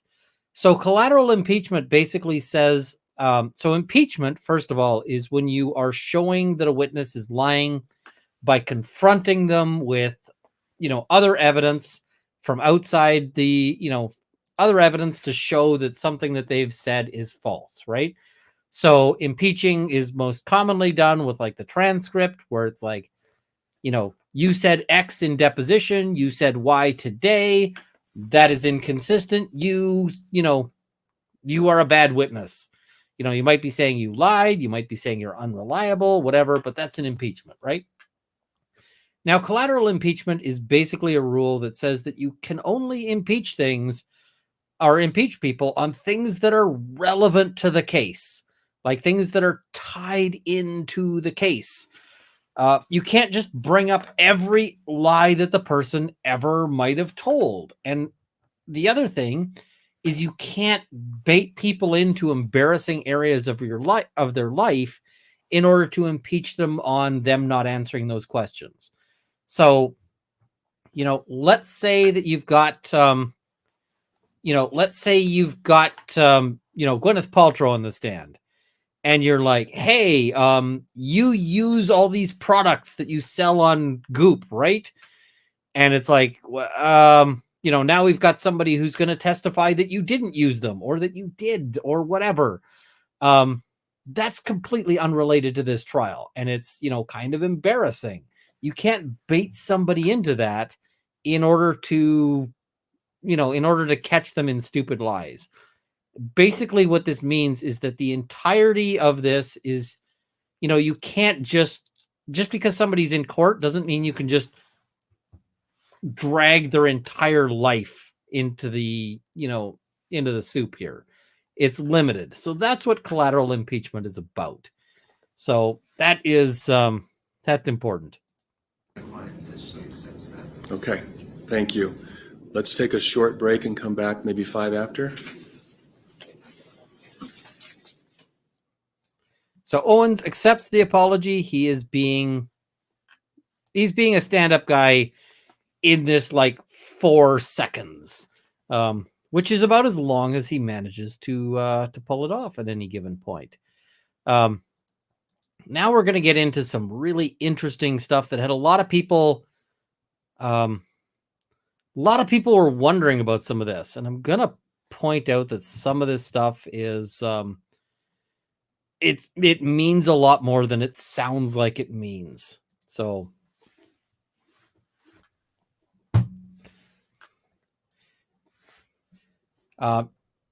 if you think someone's lying, you can say that. It's just you can't drag them into you can't drag everything in for the rest of their life. I'm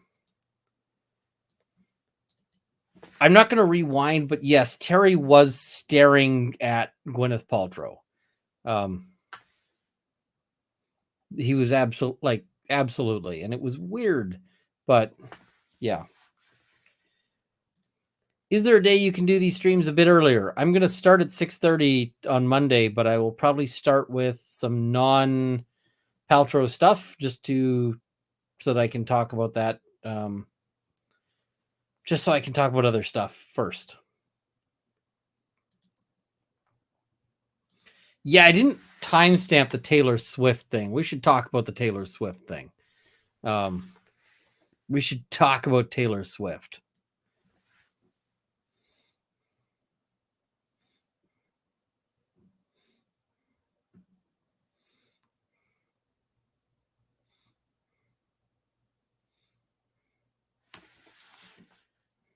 All right, how long are they going to be in silent mode here? There we go.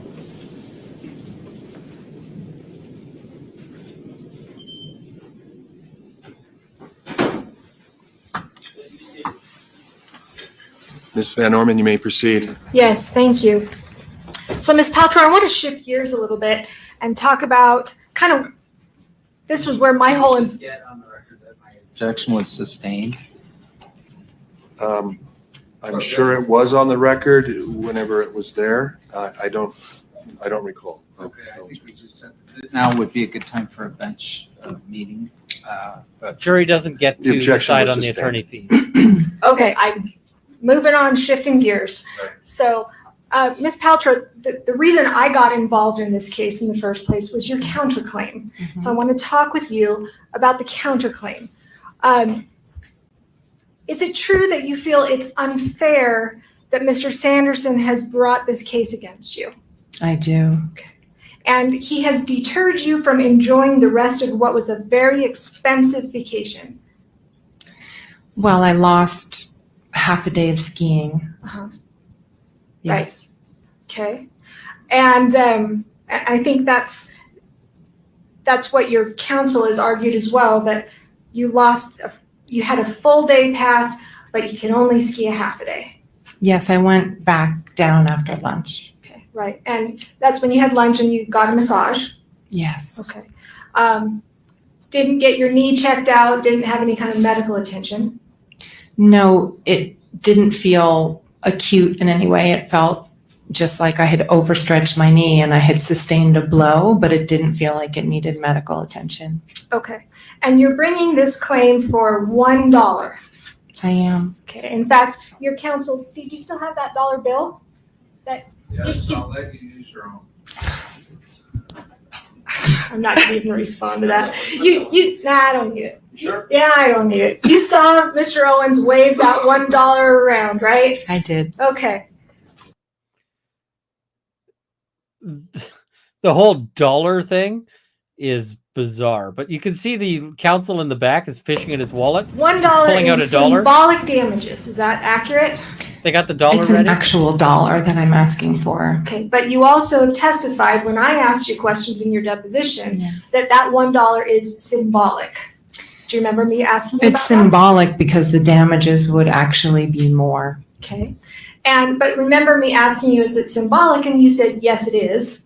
Yes. Okay. And I asked you as well, you learned about that through Taylor Swift because she asked for $1 in symbolic damages, This right? is so weird. And I think I said at that point I had not been familiar with it, but I since am.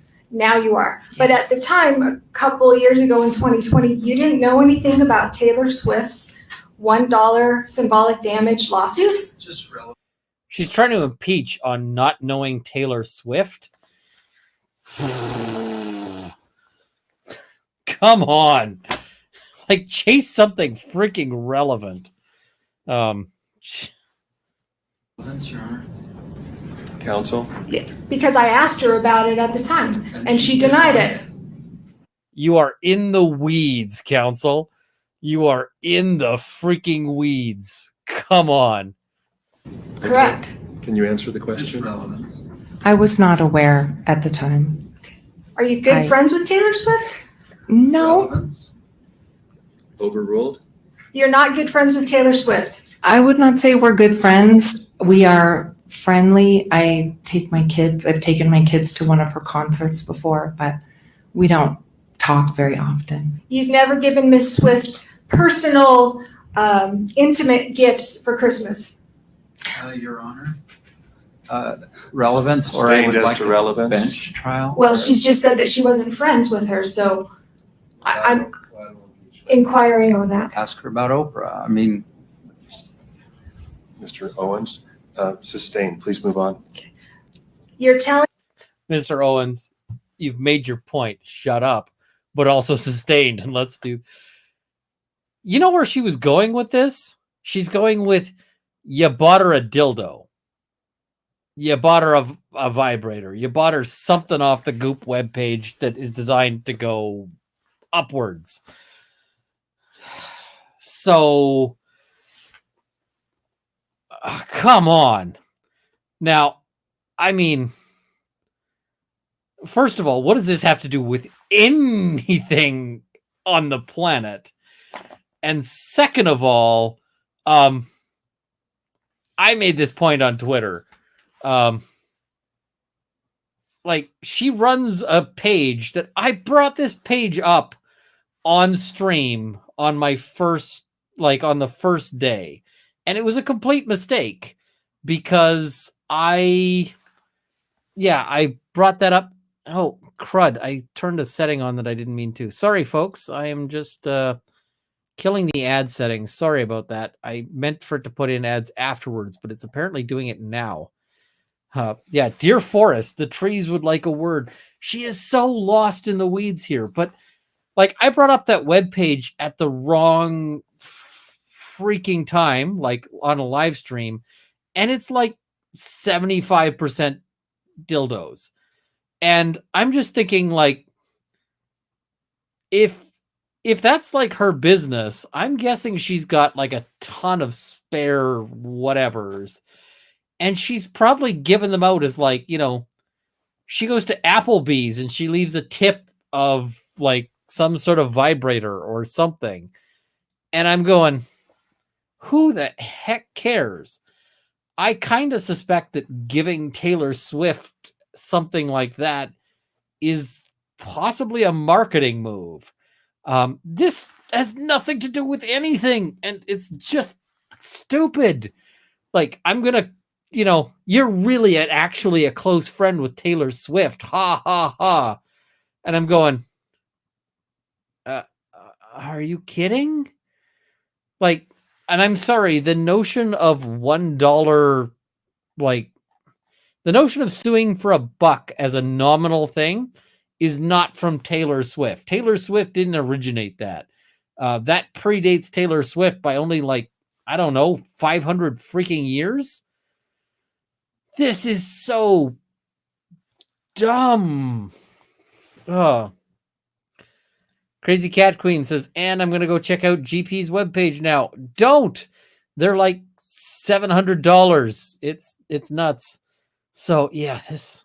telling the jury that you are here asking for $1. I am. That's not totally accurate, though, is it? What do you mean? Well, the jury isn't going to be deciding this, but you're also asking the judge to award you attorney's fees for over hundreds of thousands of dollars. Isn't that true? I don't think that this line of argument landed at all. I thought Gwyneth Paltrow did a pretty good job of dealing with this because Gwyneth Paltrow is yes, those are my attorney's fees. I'm not trying to make a profit. I'm just asking for the dollar. Now, the reason why this dollar matters and why they're fighting over this dollar, because there was a back and forth about this dollar, is because this dollar is important for the attorney's fees, right? Because if Gwyneth Paltrow is awarded $1, then she is successful. She has prevailed on her counterclaim. If Gwyneth Paltrow is not awarded $1, then she is not successful. She has not prevailed on her counterclaim, and that's going to affect whether the judge gives attorney's fees. I don't think, I have to actually check. I doubt the judge can give her attorney fees if she's not successful on the claim. So, that's why the dollar matters. And she's trying to make it out Gwyneth Paltrow is here for like a payday. I did not like this. I was not super pleased. But it is what it is. She's trying her best, but I think that this shows that she's really reaching. She's struggling. You've misrepresented a number of things today to this jury. Absolutely not. No other questions. Yeah, that was a weak Owens? question. You've been here every minute. No, we of will this not get an jury. Adam and Eve sponsorship for this True. channel. And you're intending to be here every minute next week. I am. Have you enjoyed yourself? I've learned a lot. Who hit who? Mr. Sanderson hit me.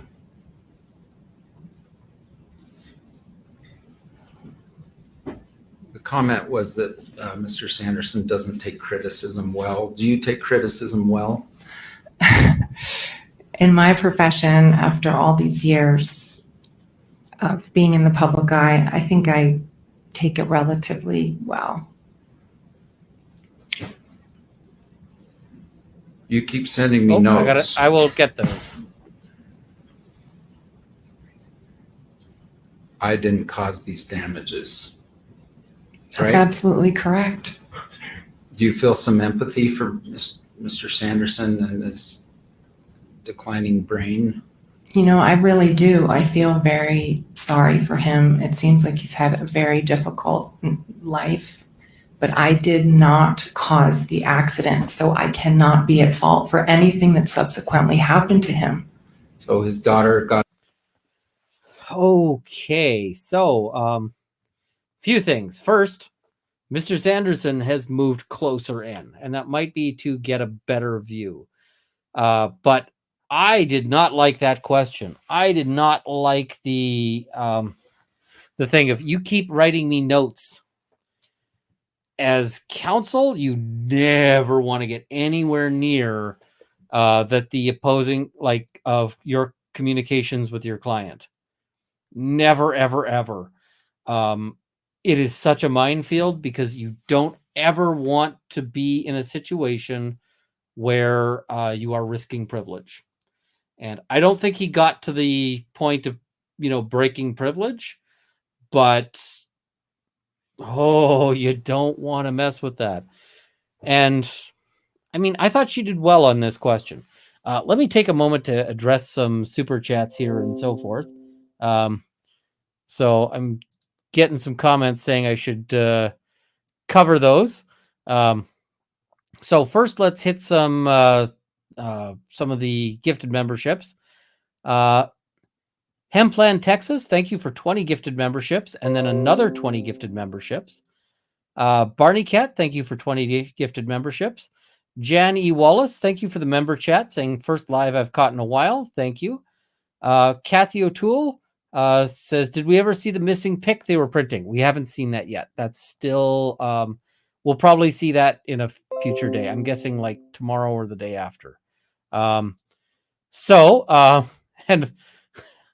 the ding is, I'm getting a message here. You guys, I know, can hear it. I've got my audio piped into this stream so you can hear the video, but Brentwood Chic, thank you very much for the 10 gifted memberships. And Rosie Neufeld, the Rose with a Thorn, love these recaps with Spicy Runkle. Thank you very much. I've got a whole bunch of these. Yes, the reason why you're getting computer sounds is because I have my audio piped into my mic so that you can hear the YouTube stuffs. That's because otherwise that's otherwise not going to happen. So Suzanne S., thank you very much for the membership there. Pampered Shelley, I had a TBI, don't remember almost 2 days. Hubby said I never stopped talking, even with all the blood pooling under my head. I am sorry about the TBI and so forth, but I'm glad it sounds like you're okay. Michelle, do all juries have the right to award punitive damages, i.e. if they don't believe the plaintiff or GP more than $1? That depends on jurisdiction. This guy looks like Sergeant O'Neill from Stargate SG-1. Haha, love the stream. Thanks, Runkle. That was referring to the Storm Chaser guy, so that is a while back.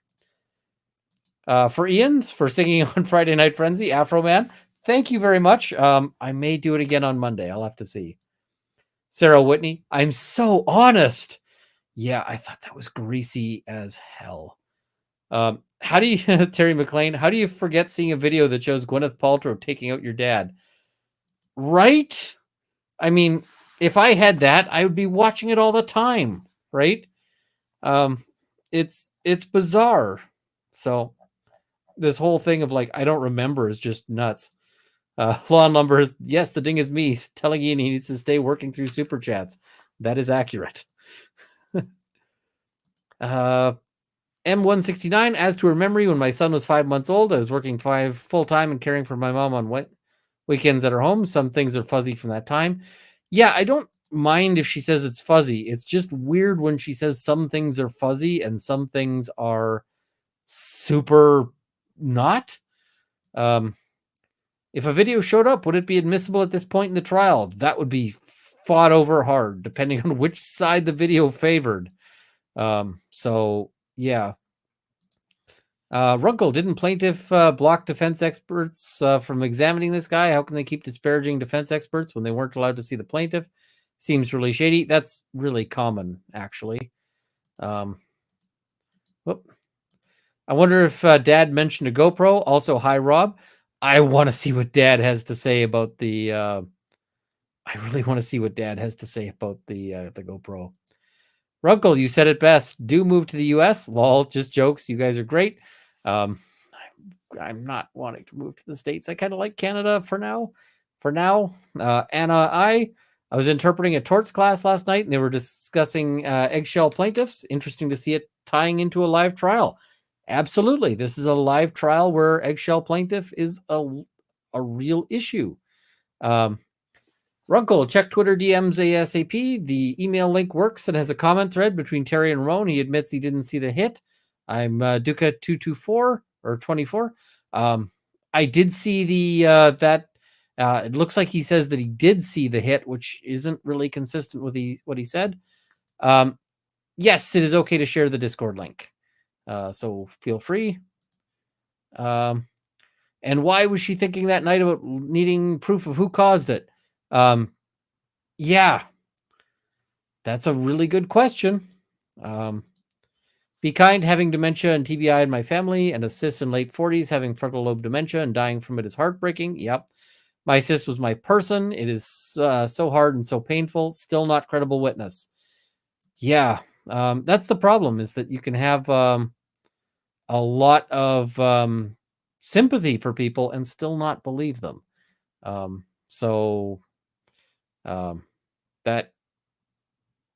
That's sort of always a difficult thing there. All right, carrying on here. Nicole has ADHD. Law and Lumber. Runkle of the Bailey celebration. Good news of the day. Today we found the perfect puppy match for my 7-year-old psychiatric autism service dog after 3 years of prep saving. I love to hear that. That is fantastic. So that makes me very happy. Aislinn R, witness perception and recollection can be incorrect and not deliberately by the witness. Yep. Hence notes made at the time in own handwriting. Old school anyway. Yep. You forget stuff. You get stuff wrong. It's just how things go. Scony Cat Mom, she responds like she's talking to her dad to calm him down. Maybe a reaction to men based on her life. She might respond better to a woman. That's referring to the sister. And yeah, that may be. Deborah Shipman, both daughters are highly sensitive and storytellers, not as in lie necessarily. It's their psych makeup. That's why yes or no is so difficult. I mean, it may just be that they're being evasive witnesses. That's also a thing. Mary Coppola, my brain can't remember after 7 years, but my dad called it 613. Lol, 613 exactly. Really, she's very whiny. And if dad is controlling, he's not going to be happy with her testimony. There may be some discussions about their testimony. Terry's Stepford daughters can't wait for Jenny. I want to see what Jenny has to say. JC Windrider, so they talked at 6:13 p.m. He told her how bad he was feeling, and then he emailed Link around 8. She emailed back and asked, how are you doing today? Does not make sense. Yeah, the testimonies, I got some concerns. Things are weird. DV Wheeler, Ian, you and I are on the same page with the legal analysis. I personally see dysfunction in Sanderson family and believe Dad is guiding Polly and Shea testimonies to what he wants conveyed. It certainly feels like that. Would like to hear from Jenny. Dawn, I think we all want to hear from Jenny. Hashtag Team Jenny. Violi Noxus, Ben Chu said on an interview that Paltrow needs to stop looking like a sad sack. I think Ben Chu is an accurate person. Mary Jane says, I don't want Jenny to have to testify. I think she's already provided. I think it's going to be a deposition. I think they're just going to run her depo. So I think that's what's going to happen. Owens, reflection of client. He's losing a winnable case by his personality alone. So far, I think he's winning a winnable case, notwithstanding his personality. TBI amplifies prior personalities. It can also change them. I have dealt with people who have changed dramatically.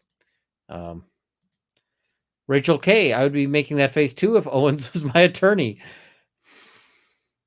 Fair. He doesn't trust his brain, but he trusts this. Yeah, that's a fair point. Dewey Gripsover, she is a handler in court, but none on the slopes. Imagine if this nutcase had a knife or worse. I feel like she might ski with the bodyguard from now on. L. Fliggins, Ian and Rob, how often do you feel like you have an off day in court where you just can't find your rhythm? It happens, and you just kind of have to try to shake it out. And I see somebody saying Jenny is coming Tuesday. Yay, go Jenny. I don't know if she's coming Tuesday. They said she's going to be on Tuesday, but I don't know if that means she's going to be there in person or if that means that she's going to just, they're just going to run her depo. Here for years, Ian doesn't need a wig. Besides, it would be a crime to cover his flowing silver locks. Thank you very much. Here for years. Lita Randolph, she did good with her clothing choices. I absolutely agree. Just basic black, very simple, very very sensible. I like it. I might show a picture of her and tell other clients like, hey, check this out. This is the way to go. Question. I love the Ian and Rob combo platter. What's with the chat's negativity? The chat's not been too negative. I appreciate the well-rounded observations. Thank you both for all you do. And we're okay to disagree. Reasonable minds can differ and all that. Pan's other labyrinth. Kudos on your knowledge of brain traumas. I have early onset Alzheimer's, and every time I think of sending info, you mention the same. Irony, I manage cognitive psych research lab on memory and aging. I've got a psych undergrad degree, and I liked brain stuff. So Estrov or SStrov, are these lawyers the best of Utah? Because really, I have to assume that Utah's got a better lawyer out there. Samantha Steinus, can't give from my cell phone so here's a super chat. Thank you very much. That's really generous. Thank you. Nighttime, unfortunately not my Friday. Have a good one. Love the coverage as always. Thank you very much. Colleen Kaufman, very generous. Thank you very much. I'm assuming that you never waved a dollar bill or pretended to wave one around during a case, and I thank you for that. I have never had cause to wave a dollar bill. I rarely, if ever, use props in a court case. Like, there just usually isn't a reason for it. Sagebrush Farmer, I am in Utah, where trial is being held is a rich and liberal part of Utah. Unless jurors are from rural part of the county, her clothes don't matter. They always matter a little bit, at least some. By the way, I miss Terry Pratchett, a creative soul. He remains my role model for living. I love Terry Pratchett stuff. Thank you very much, Pan's Other Labyrinth. SStrov, Amber Turd acting classes. I feel like everyone here is a better actor than Amber, but yeah. Susan Davidson, this is what I mentioned earlier. As a nurse, no family behaves like this. They educate the kids and talk about solutions to behavioral ways. This family feels weird. It just feels strange. The heavy, $2 to the first person who can prove there was GoPro footage. Send me your bank account number. $2 doesn't get me out of my chair, man. Sorry about that. Brentwood Chic, Wizard of Oz, Dad has the brains, Jenny the heart, who needs courage, both older sisters. That's a thing. Kimmy Locker, thank you very much for the YouTube membership. Alyssa Ramirez, my sister was diagnosed with a personality disorder. I'm sorry, that can be rough. It's important to acknowledge and understand family dynamics. If there's someone on the jury that can relate, they'll understand. I can relate to both sisters. Fair enough. Now, the thing is I don't know what Jenny's situation is, right? Because we'll have to see, right? They might play her deposition. So we may have a very different feeling on that after we see her or not. Boomer Millennial, the entire family, except the broken one, needs someone to blame for the trauma their dad has caused the entire family. Gwyneth Paltrow is a scapegoat. Maybe. Machiavelli Cheese, Sarah. My son has severe ADHD, and if anyone described him as broken, I'd lose my mind. I always tell him different isn't less. Poor Jenny. Yeah, I did not like the broken language at all. Have you guys talked to Danny Ann? I was on stream with her for a bit. She was in the courtroom yesterday. Not sure about today. Would love to get the vibe in the courtroom. She did a live stream. You can still check that out on replay. She was talking about that. All fishy, all lying. I have an honorary degree in abnormal psych. Sarcastic. I think Terry full body groped Paltrow and she decked him. She can't admit that. He's stalking her with this trial. I don't know. I kind of suspect not, but it's possible. Maybe. Sapphire B, I think she kept saying Jenny because Judge was focused on Jenny during the break. Watch how cool this lawyer tries to be during Gwyneth Paltrow testimony. Kiss butt. Little bit. Maggie, I look forward to Rob and Ian's take every week. We can have different opinions, but be kind. Keep negativity out of the chat. Spicy pepper. I love it. Dory McNulty, when I see this attorney, all I can see is Colin Robinson from What We Do in the Shadows, the energy vampire. I cannot not see Colin. Lol. I haven't watched that one, but I kind of feel like I should. After this, I'm probably going to watch an episode of Reacher because Zora likes to snuggle when I'm watching TV, and then get some sleep. Law and Lumber is saying at Runkle, but I don't have the rest of the message, so I don't know what that's about. I think Depp was having fun at many points of his cross. Mega Pint. I think Depp has an inability to take things too seriously. I mean, he took it seriously enough, but he also had some fun, which was good. Nicole Christine, just a super chat to say I love hearing both of your insights. Thanks for spending your Friday nights with us. Thank you for joining us. We really do enjoy it. Keylock, speculation. TS has TIA, explains grunting, hits GP and is hurt. Concussion covers up TIA. So transic ischemic attack. So basically a stroke.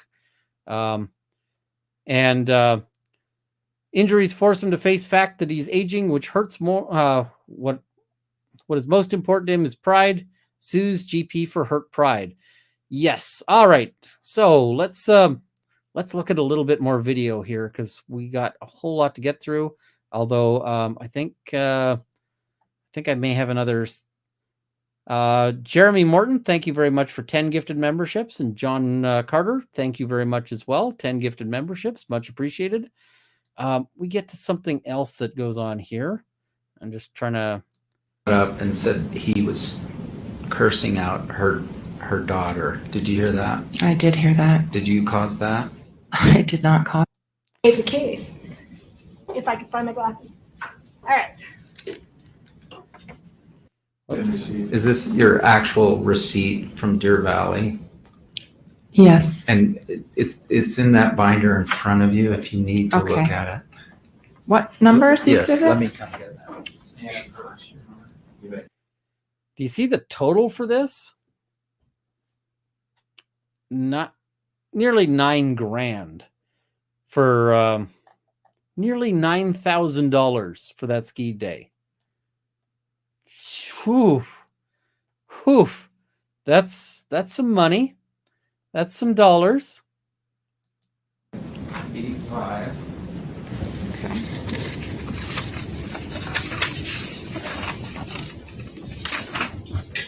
I see. Thank you. All right. It's kind of hard to see. I can see it. The tab between the four of you for 4 kids, couple days, nearly $9,000, eh? That's what they charge. I think Just for the record, that's more than my wife and I spent on our wedding.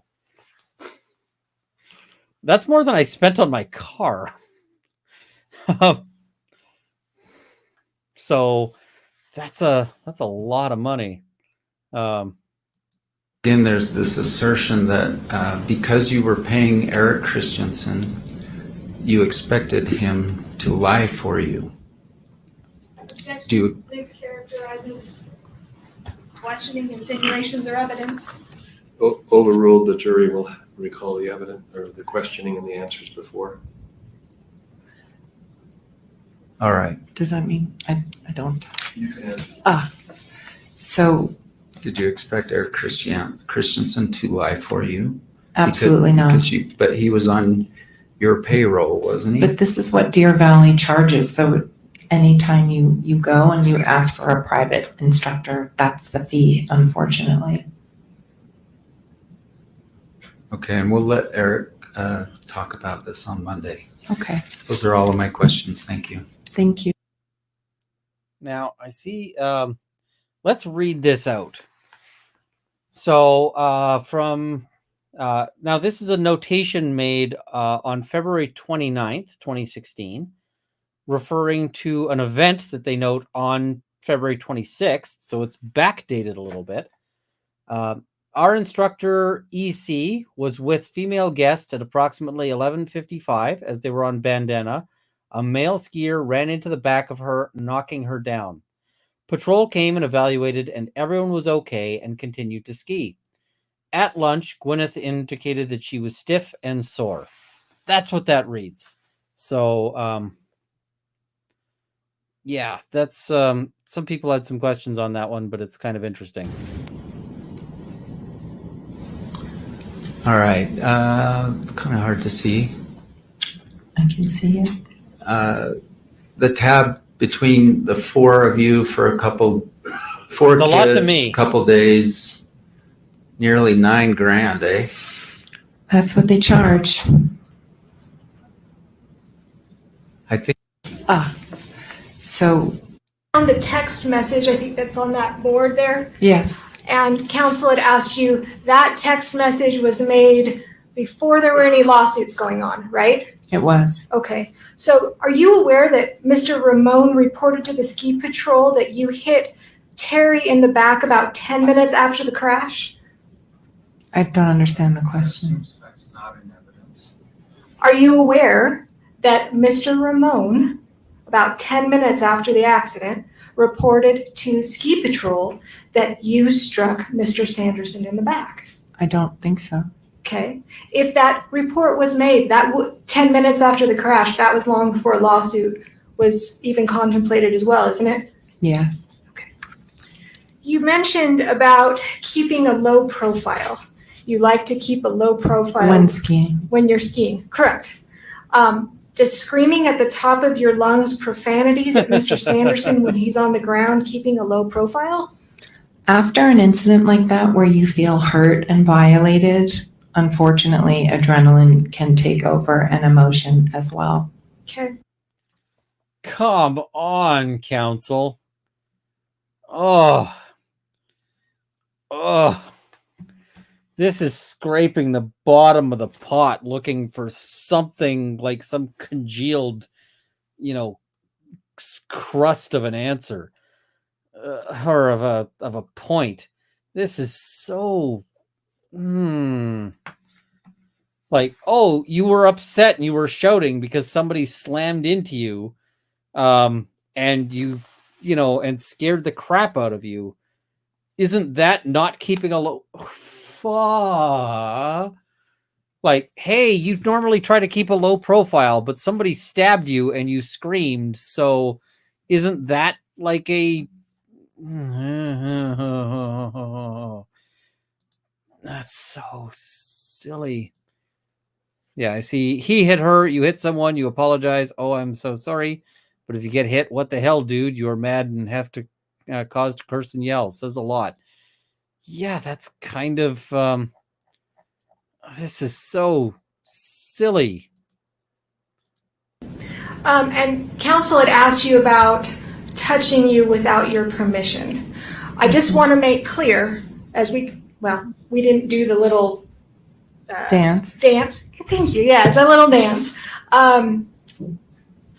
But when I tried to reenact it with myself, which is, I'm sure I'll get crap for that later from my children, it was the front of his body that you believe touched you, right? Yes. Not his arms, not his hands. Correct. Okay. And when you guys fell to the ground, you landed on him. He did not land on you. That's right. Okay. All right. You screamed when you fell? What I remember, the first time I remember yelling was at Mr. Sanderson after the accident, but it's possible that I could have yelled when we were falling. Okay. And then you've described in Oh, she's more than the sum of $1. Do you remember what your response was? I don't remember. You said no. That's not the case, though, is it? Your Honor, It's a yes or no. That's an improper question. She gave the answer. Overruled. It's a yes or no. Are you making a claim more than $1 in this case? Now I am, yes. Thank you. No other questions. And the thing is I see people saying pointless dollar. This isn't a pointless dollar. It's one of the most expensive dollars you might ever see. One more. What's changed between now and when I took your deposition in 2020? What do you mean?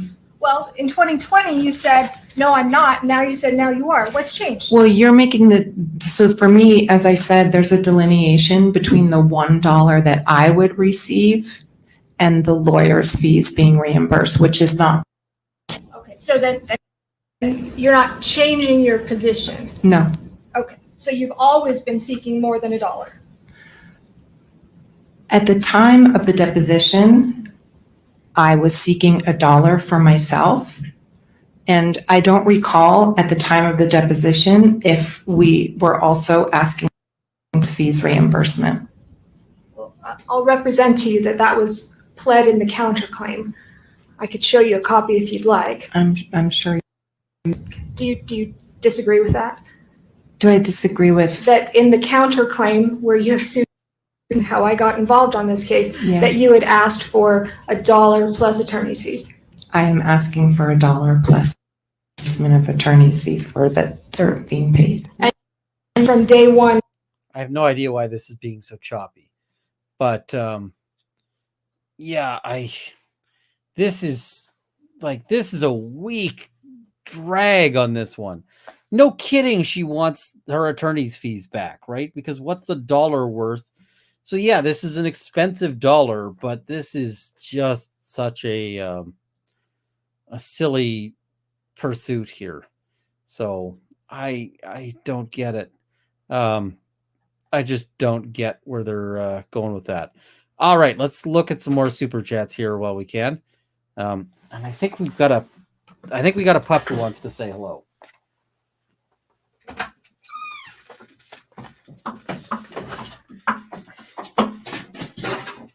We got a wagging tail. All right. M4A now. I'm in Utah and free on Monday if court needs me. You might be a better witness than some of the ones they've got here. Don Lionheart, did they all forget drawings, digital recreations? I don't know what's going on in this trial. Zora is saying, hey, why are you not paying more attention to me? She says, I am very important. And she's not wrong. She's not wrong at all. Let's see here. Machiavellian cheese. Can we impose superimpose deep cat hat on that screen grab? I don't know what that means. I'm sorry. Shanta, why isn't James from court there? I think he's a long way away. Secret Labs customer support, 9 out of 10 chiropractors recommend not sitting wrong. That is the best running joke. Amanda Beach Life, I need that t-shirt for my next family reunion. The I think that's the straight jacket t-shirt. And yes, people are wondering what's Potter doing. Potter is napping. Potter is yeah. From the viewpoint of my experiential honorary degree in abnormal psych, Owens exhibits characteristics of extreme sadism. I think that is a humor thing in the sense of experiential honorary degree, but he does seem like a weird guy. Baby Gator, that meme is my family, 10 out of 10. Nice. Blonde, gray shirt, glasses in the gallery. That face says it all. Yeah, she's got... there's that one person there who just always has a smirk, and I'm kind of there for it. All right. I see somebody was saying that it's quieted down in the chat a little bit, so I can... yeah. And this is a really good point from Rob. I want to bring this up here while I can. I just got to find it in my chat. Come on, chat. Let me just... Where is it? Rob made a good point, and I can't find it. There it is. The focus on the dollar shows concern to me in the part of plaintiff's counsel. Absolutely. Because if plaintiff's counsel was thinking that they're doing really well, I don't think they'd be chasing the dollar this strong. I think that this says that they're losing, and they want to lose in a way that lets them walk away without having to pay attorney's fees. So yeah. And I'm getting through the super chats, and then we'll wind up here. Heidi, Ian, and Rob, thank you for commentary and dedication. I'm off to sleep now. Thank you. I'll be off to sleep soon myself. The Knitter, do you think that the jury is wondering why the sisters are getting grilled? Did they cause this skiing accident? I think the jury understands what's going on with the sisters. Sapphire B, her child and Jen's childhood could be very different. Absolutely. Lots of children have very different experiences of their parents. Lara La. In all fairness, Runkle, your tail when eating hot wings was to slightly open your mouth and sticking your tongue out. That's fair. Kimmy Locker, why can't they call Jenny as a B&A witness? I think it's just she's not subpoenaed. And so it looks like they're going to have to get her in via deposition is what it looks like. Burberries, I agree with this. This trial reminds me of why I dislike most people. I like the people who've talked the least. Ali QOD, thank you very much. I feel like most of this chat would marry Rob, even if they're already married. Lol, JK, you both rock. You hear that, Rob? There's some thirst in the chat. R Bauer 25, thank you very much for the YouTube membership. Crazy Cat Queen, oh my God, seriously, 95% lie, but under oath. Everybody's got something they don't want to say. Just is what it is. Sapphire, TS may have put all this out because he's not thinking right. That is really a possibility there. Elisa Ramirez, Owens would move for mistrial if Jenny's diagnosis is named because infers her truth may not be true. Why put her on the stand then? Is that ethical? I mean, you can testify when you've got a mental health issue. I think it's just that you can't do it ahead of time. You can't sort of pre-tank somebody. So, yeah. CB, vag candles is your question then, Rob? Nice. Crazy Cat Queen, wind up vibrators. Not paying cash for that. Still better than diesel powered. M169, chat, Rob and Ian are discussing trial tactics. Yes, we were. James Medford, a hobo bindle. That was good. Got to stretch the vocabulary a little bit. Britbomb 96, I think at the beginning of the trial, it was decided that Terry wouldn't be in the courtroom when family testifies because he might get upset. Yes, but it still looks bad when he comes in just to see Paltrow. Because keep in mind, they've been saying that he's obsessed with Paltrow. And so now he's going to come in to see that. I would have stayed out if I was him. I would have asked him to stay out. Law and Lumber, just because I see how much fun you're having live. I definitely have a lot of fun doing these. Truffle Hound. Oh, I know this is going to be bad. 2 snowmen in a ski resort. One sniffs the air and says to the other, "Can you smell carrots?" Truffle Hound, never change. Brazen Spirituality. Am I the only one who caught the insinuation that waving a dollar bill at someone direct tends to happen in strip clubs? I didn't catch that. So you might not be the only one, but I was not on that list. Harry Watson, I'm very depressed. Thank you for being here with me. I hope you're okay. And if you're not, call a hotline, get some help, because there's people. Philip Martin, family's not perfect, but I'm not glad I'm not in this one. Yep, absolutely. All right. So let's kind of, we're kind of at the end here. The ending is weird because they just say, "I'll let it go," is how it kind of ends. They're like, I still got some things. I'm just going to give it up. Gwyneth Paltrow was the moment for the plaintiffs to win, because if you can really beat, the,